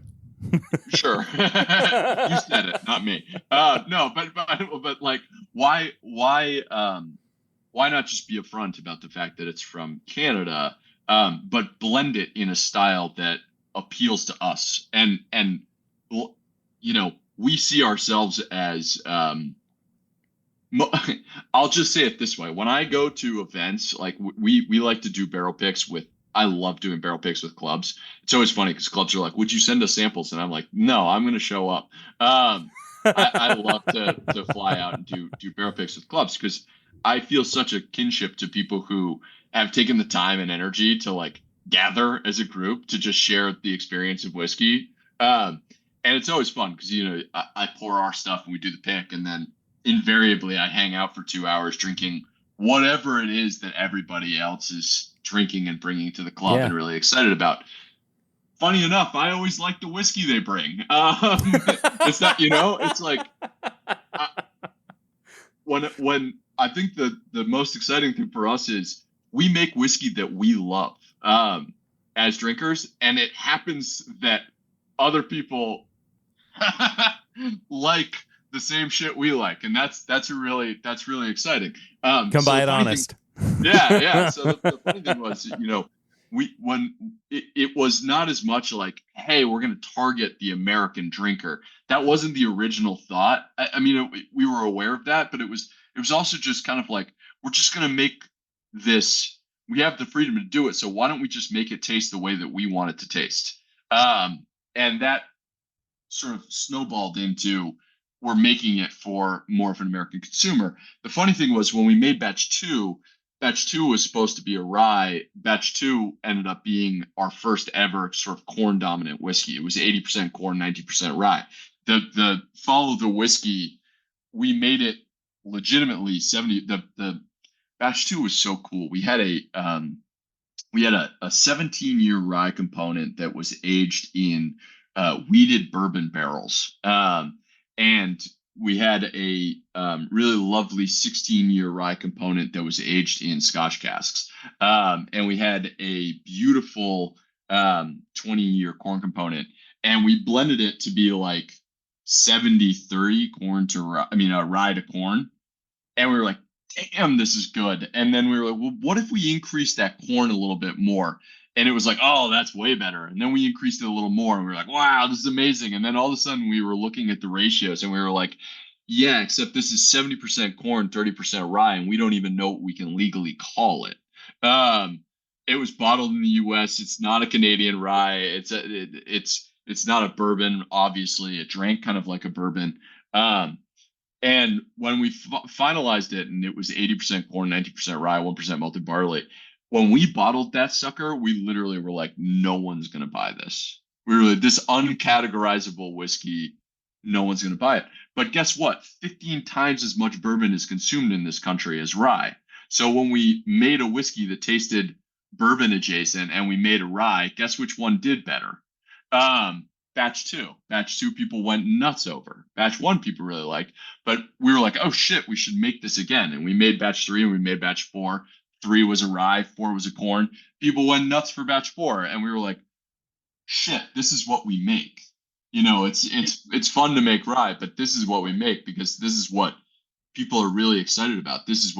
And it was even more fun because it was no longer like, hey, we're making rye, American style rye, but it's Canadian whiskey. It was like, no, we're making Canadian whiskey in a way that's actually appealing to drinkers of American whiskey. And that was really exciting. So we got one whiskey in the lineup left. It is the Helldiver. Tell me about this one. It's aged or age stated at 15 years, 119 proof. Yeah, so this is a blend. This was the same process as Peregrine. And we had a vision for this. We actually blended this at the same time that we blended Peregrine, even though we let it age longer. We had a vision for this, which was we were going to, we wanted to, when we made Peregrine, we knew Peregrine would have a 20-year age statement, and that has significance. And what we didn't want to do with what we call the high altitude collection, which is these bird whiskeys that have this process of blend, recast, blend. What we didn't want to do was basically make like Peregrine and Peregrine's little brother.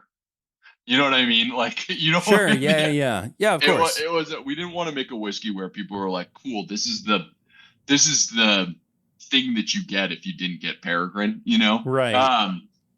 And so when we made Peregrine and we were using that French Limousine oak and the cognac barrels, we knew it was going to be this really like lighter style, brighter, more fruit forward, elegant, elevated, right? We wanted that. We literally wanted the, you know how in music when, okay, I don't think I've ever sung on a podcast, so hopefully this audio isn't really bad. But you know how songs will match the musical motif to the words, so it'll be like, "Can you take me higher? Can you take me lower?" Right? They'll go like high when they say high and low when they say low. Right? Yeah. It's like yeah, of course. They sort of match. Peregrine is the highest flying fucking bird on the planet, right? Like we wanted the flavors to be these bright, elevated. We wanted the motif of the whiskey to match the bird. With Helldiver, we wanted it to be this loon. We wanted it to be this eerie, like total opposite, right? This counterpoint. Hell, there was a little bit of a heaven and hell thing that we were going for here. And Helldiver, the loon is the heaviest bird. It's literally like, unlike most birds, it doesn't have hollow bones, and it can be basically like a really efficient, effective swimmer. It's an eerie bird. It comes out at night. It has this haunting call. And so we wanted stylistically the whiskey to sort of match that. And so what we had in mind was Pedro Jimenez Spanish Oak sherry casks. Sherry casks are heavy-handed. They make deep, rich whiskey. And frankly, you have to make you need to make a spirit that has some fat to it. That's got some It's got some ass. Man, it needs to have junk in the trunk. It needs to have some weight. Could you imagine you come out with the press release and we're like, we wanted to put out a whiskey with some junk in the trunk, and that's how we created Helldiver. It's really funny because we talk about that when we're making whiskey. We'll the funniest thing is when you blend with a team, getting your language right, because like tasting notes aren't very useful because I might taste cinnamon and you might taste nutmeg, and that's still not very helpful for getting the sort of shape of the whiskey. And so early on when we were making whiskey, Sammy, who's our head blender, the sort of my partner in this process of blending, Sammy and I were having a conversation. We were like 20 blends in, and we're buzzed, and we're trying to like describe what this would. I think it was batch 4. We were trying to figure out what batch 4 needed more of, and we are trying to describe. He was like, it needs more of this or that or whatever, and I was like, what are you talking about? And he goes, it needs a thicker ass. I was like, I got it. Okay, I actually know exactly what you're talking about. It's really funny. And it needed more weight, you know. You just dump port wine into it, and you're like, "Does that work for you?" No, you get it, right? And it was like exactly. So this was New Wood Sherry and Cognac. But the main thing we used were these big, heavy Pedro Jimenez sherry casks. So the blend was a blend of 15-year-old corn. It was 18-year rye, 19-year rye, 22-year corn, and 23-year corn. So 5 whiskey blend. Again, this thing was aged for a variety of months. I think as little as 6 or 7 and as much as 11. And then we blended. This was the hardest. The reblend of this was the hardest whiskey to blend we've ever done, because when you get these big, robust flavors, man, they don't like to cooperate with each other. Getting them in line and getting them balanced is just a pain in the ass. But once we had it settled, it's just a meaty, hefty, delightful whiskey. And the sort of the moment where we felt like we were so excited that we had gotten it right was we did a tasting in New York, and we had about 35 people in there, and we tasted them all on Helldiver, and we tasted them all on Peregrine, and then we asked at the end who preferred Peregrine and who preferred Helldiver, and about half the room preferred Peregrine and about half the room preferred Helldiver, and we were like, we did it. We didn't create like Peregrine and Little Brother. We created these two whiskeys that fit this style that we've made, but can coexist in a way that we're really excited about. I'm going to do something that I hope is not sacrilegious. Are you going to combine them? I'm going to try a blend between the both of them. I'm going to do the same. It's just, I have to know. What happens? I've never done this before. This will be fun. What's that Nardwuar quote? We have to know because you're found north. We have to know. We have to know. I really love that. That could be a new catchline for us. Yeah. Yeah, we gotta give it a second because the ABVs are quite. We have Peregrine was 126.2 and Helldiver was 119. Yeah, we'll let him mingle for a minute. That while we're doing that, I'll ask you too, because I don't think that, and you could correct me if I'm wrong, but Canadian whiskey on its own is not beholden to the same age statement laws. That's right. That bourbon, American whiskeys are, right? But you all seem to be following the same conventions. Yeah, so I've there are a couple weird rules in Canada. One is if it's a lower enough percentage of a different whiskey, it doesn't affect the age statement. So like I think it might be the 909. I honestly haven't looked into this because we don't give a rat's ass. We're just sort of following we're following the rules that we think make sense, which is the youngest whiskey in there is the age statement. There's also weird rules about like so batch 7 is an 18 year. But what's funny about it is batch 7's the 18-year whiskey was 18 years, 11 months, and 1 week old. We could have let it sit for 3 more weeks and put a 19-year age statement on it, which of course is significant. You know, it's you can charge $5 more a bottle if you really want to. You know what I mean? And like you kind of get away with it, which doesn't seem like a lot, but cumulatively, you're splitting hairs. And, And I remember having this conversation with my brother. And my brother, it's really interesting because my brother loves whiskey, but is much more passionate about entrepreneurship. And he's my co-founder, and he's very thoughtful.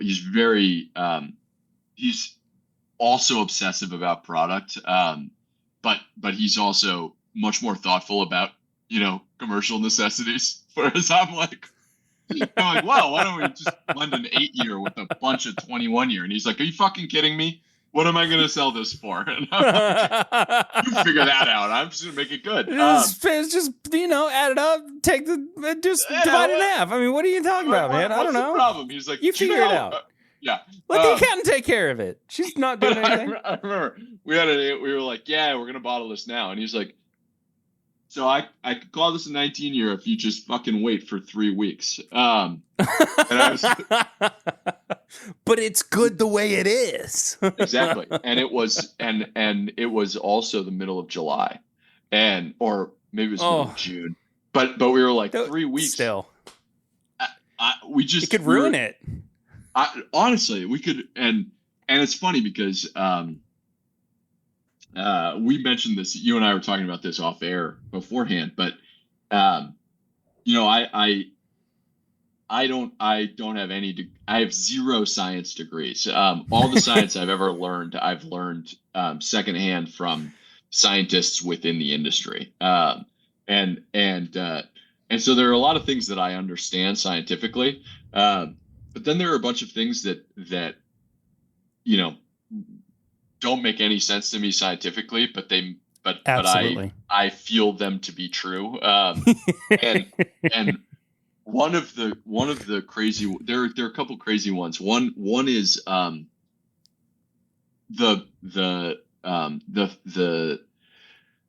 when you're filling bottles.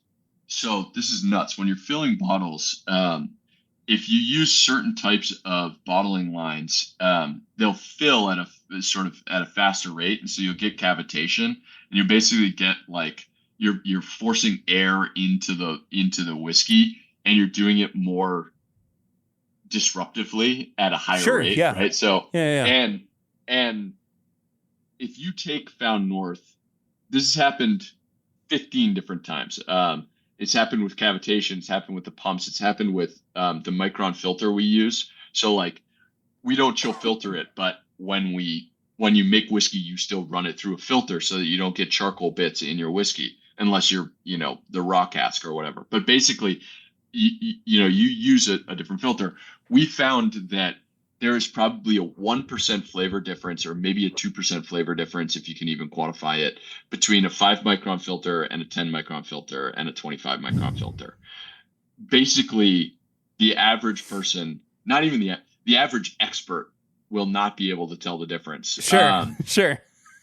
And yet we've spent hours blind tasting ourselves on these things and going back and forth on, do we want 5 micron? Do we want 10 micron? Do we want to use a 4-head, or do we want to use an 8-head bottling line? Do we want to, are we going to put a gas layer on top of this because we think it's ready now and we have to bottle it on Monday and it's Friday right now? Or do we let it get a little bit more air for 3 days? And what we find is that there are these like 1 or 2% quality gains that you can make 15 different times over the course of the process. We fly out to, so when we blend, I'm blending from samples in my house and we're designing the ratio. And then we're going to our partners and saying, you guys blend in this ratio, you guys blend in this ratio. When we get it, we'll add the thing and we'll blend it.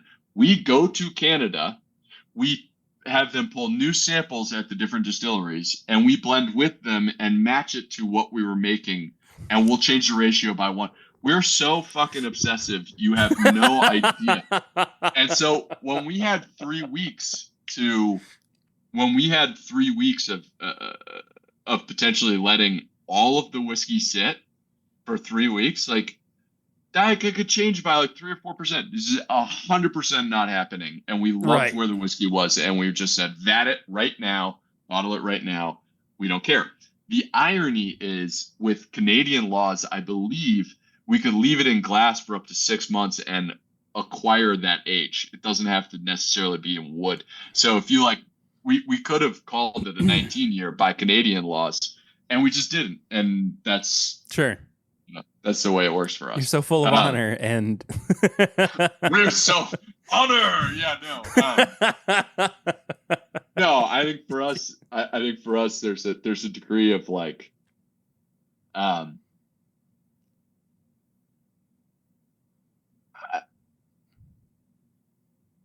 people spend a lot of fucking money on whiskey. People spend a lot of time on whiskey, and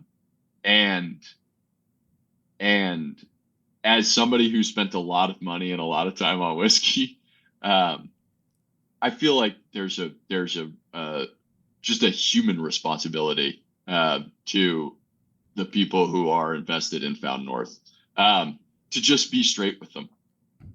Absolutely. You know? Yeah. I commend you for that, for sure. Which one did you like better, Helldiver or Peregrine? I think, and it's because I typically like darker flavors a little bit more. Yeah. I lean towards the Helldiver. Oh, baby. But we combined them. I think, now we have yes, I did. Yes, we haven't gotten there yet. But I think on any given day, I could flip between the Peregrine or the Helldiver. That being said, though, I'm so curious where the blend between the two is. The nose is good. It's developed.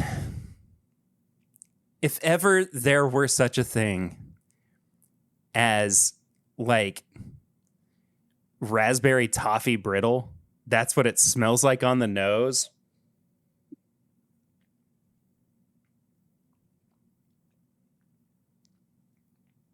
Hey, man. Okay, it doesn't taste half bad. No. Blending's easy, huh?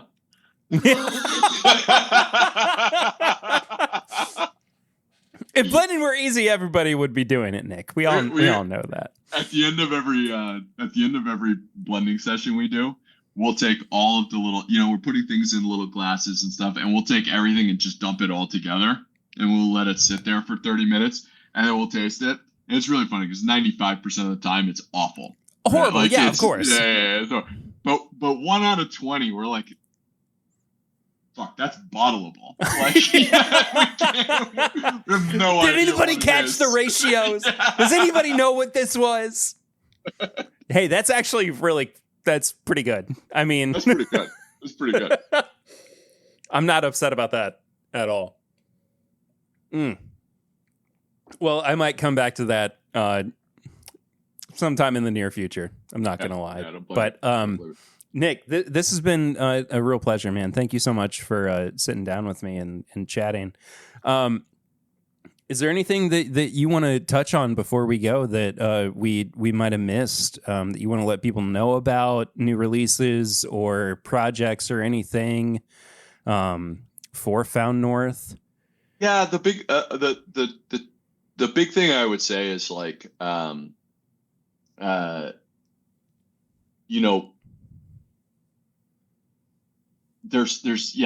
a couple things. So the first thing I would say is if you're interested in Found North and you're not on our email list. You should join it. Not just like a shameless plug for Found North. I was going to ask you to do shameless plugs too. Right? But we're really particular about emails we send out. We don't send out a lot of emails. We pretty much only send out emails when we're trying to help people figure out how to get our whiskey. And so we're old school. We're not great at social media. Whenever we do a release, we're going through all the things we have to do, and we get to the social media aspect of it, and we're like, shit. Oh, that's right. Write the post. I forgot about that. Right. But more so, I think for us, just telling our story, it's easier to do it in long form, and so it's better for us from a mailing list standpoint. You can join our mailing list at foundnorthwhiskey.com. You just scroll to the bottom, and it says, join. It's that easy. It's that easy. We'll put a link in the description below as well for people to head to. That way they can. Yeah, of course. We've unfortunately had to do this is the other thing I want to say, which is we've had the good fortune of selling out quickly. That's a good thing when you make whiskey. Selling out quickly is wonderful. But there's a part of it that sucks, which is that not everybody gets our whiskey. And sure. For us, there's people who've been following us for 3 years now, since we launched in April of 2021, and not being able to get those folks a bottle of our whiskey who were there early because their internet connection is slow, or just some bullshit. The email server is slow, they weren't queued at the right time or whatever. That sucks. And so we've gotten into doing a lottery for some of our releases, which we're experimenting with and trying to make more whiskey. But I got to tell you, we've had people who've been following along with my narrative, and since Zach and I joined forces in 2016, our narrative for 10 years, and we can't always get them bottles of whiskey, and it's it absolutely blows. And so I know some companies will artificially constrict the supply to kind of create this artificial sense of demand. We don't do that at all. You asked about funding earlier. We're actually completely self-funded. We did not raise money. Crazy. We bet the house, legitimately, the house I'm in. We bet the house on Found North. And so, yeah, my wife had to sign that document. That was a fun conversation. So we make as much whiskey as well as we can. And so, the best way to get your hands on it is actually the mailing list. And we will keep trying to do clever things like the lottery. And this last one, we did a lottery for Helldiver, and then everybody who lost the lottery, we actually gave them a chance to buy batch 9 to pre-order it, so they didn't get into the whole rigmarole of that's awesome. Is my internet working? So we're trying to do things like this, and we think this is, the whiskey is obviously the main part of the product, but the whole experience with Found North is part of the product. And with that said, we're trying to make that whole experience as good as possible. And so, if you have questions about Found North, or you have questions about how we do anything at Found North, you can email us at team@foundnorthwhiskey.com. You can email us at founders@foundnorthwhiskey.com. You can email me at nick@foundnorthwhiskey.com. Funny thing, all of those emails go to me, and we respond to absolutely every single email. I get the funniest fucking responses when people email team@foundnorthwhiskey.com and I sign it Nick. And most people don't recognize them, most people don't know who I am, and they're just like, oh, cool, thanks, Nick. Have a great weekend. But every once in a while, people are like, Nick, the head blender, the founder, Nick, the guy who owns the company. Owns the company is responding to my complaint that my shipping is slow. It's hell yes, I am. Email me. We will. I'm trying, little old lady. Good. I really am. Nick, man, thank you so much too. Hey, this has been a pleasure, man. Yeah, dude. This has been Well, great. Well, let's do it again sure. whenever it's appropriate. You hit me up. Yeah, I'll be there. for sure. Maybe once you get used to new baby life. Eric, while we wrap up the episode, I want to have you try a couple of these Canadian whiskeys. That the fact that they called this one Helldiver, fucking amazing. It's fantastic. Holy diver! Well, here's the thing. Okay, sorry, I got you. No. Just pumped. Just give me look. We're gonna try both of them side by side. Okay. Which is what I did. Okay. But what I also did with Nick, as everybody heard, in Tim Bibb fashion, so I blended them both together. Okay, well, I got to try them separate first. No, I want you to try them separate first. I will. But we got to have high proof hot takes first. I know that you have a high proof hot take. I do. It's a quick one. Do you have anything? Not really.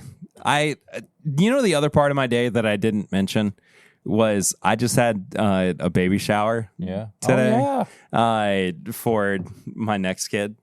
And those can either be really, really great or the worst thing ever. Here's my high proof hot take.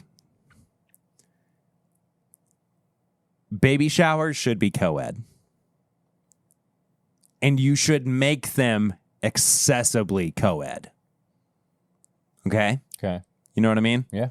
Like, don't force things to be the most miserable co-ed fashion. Right. You know what I mean? Make them enjoyable. Gotcha. Forever. It doesn't mean that it has to be like loaded with alcohol. Doesn't mean it has to be like, whatever. They should be co-ed. Right.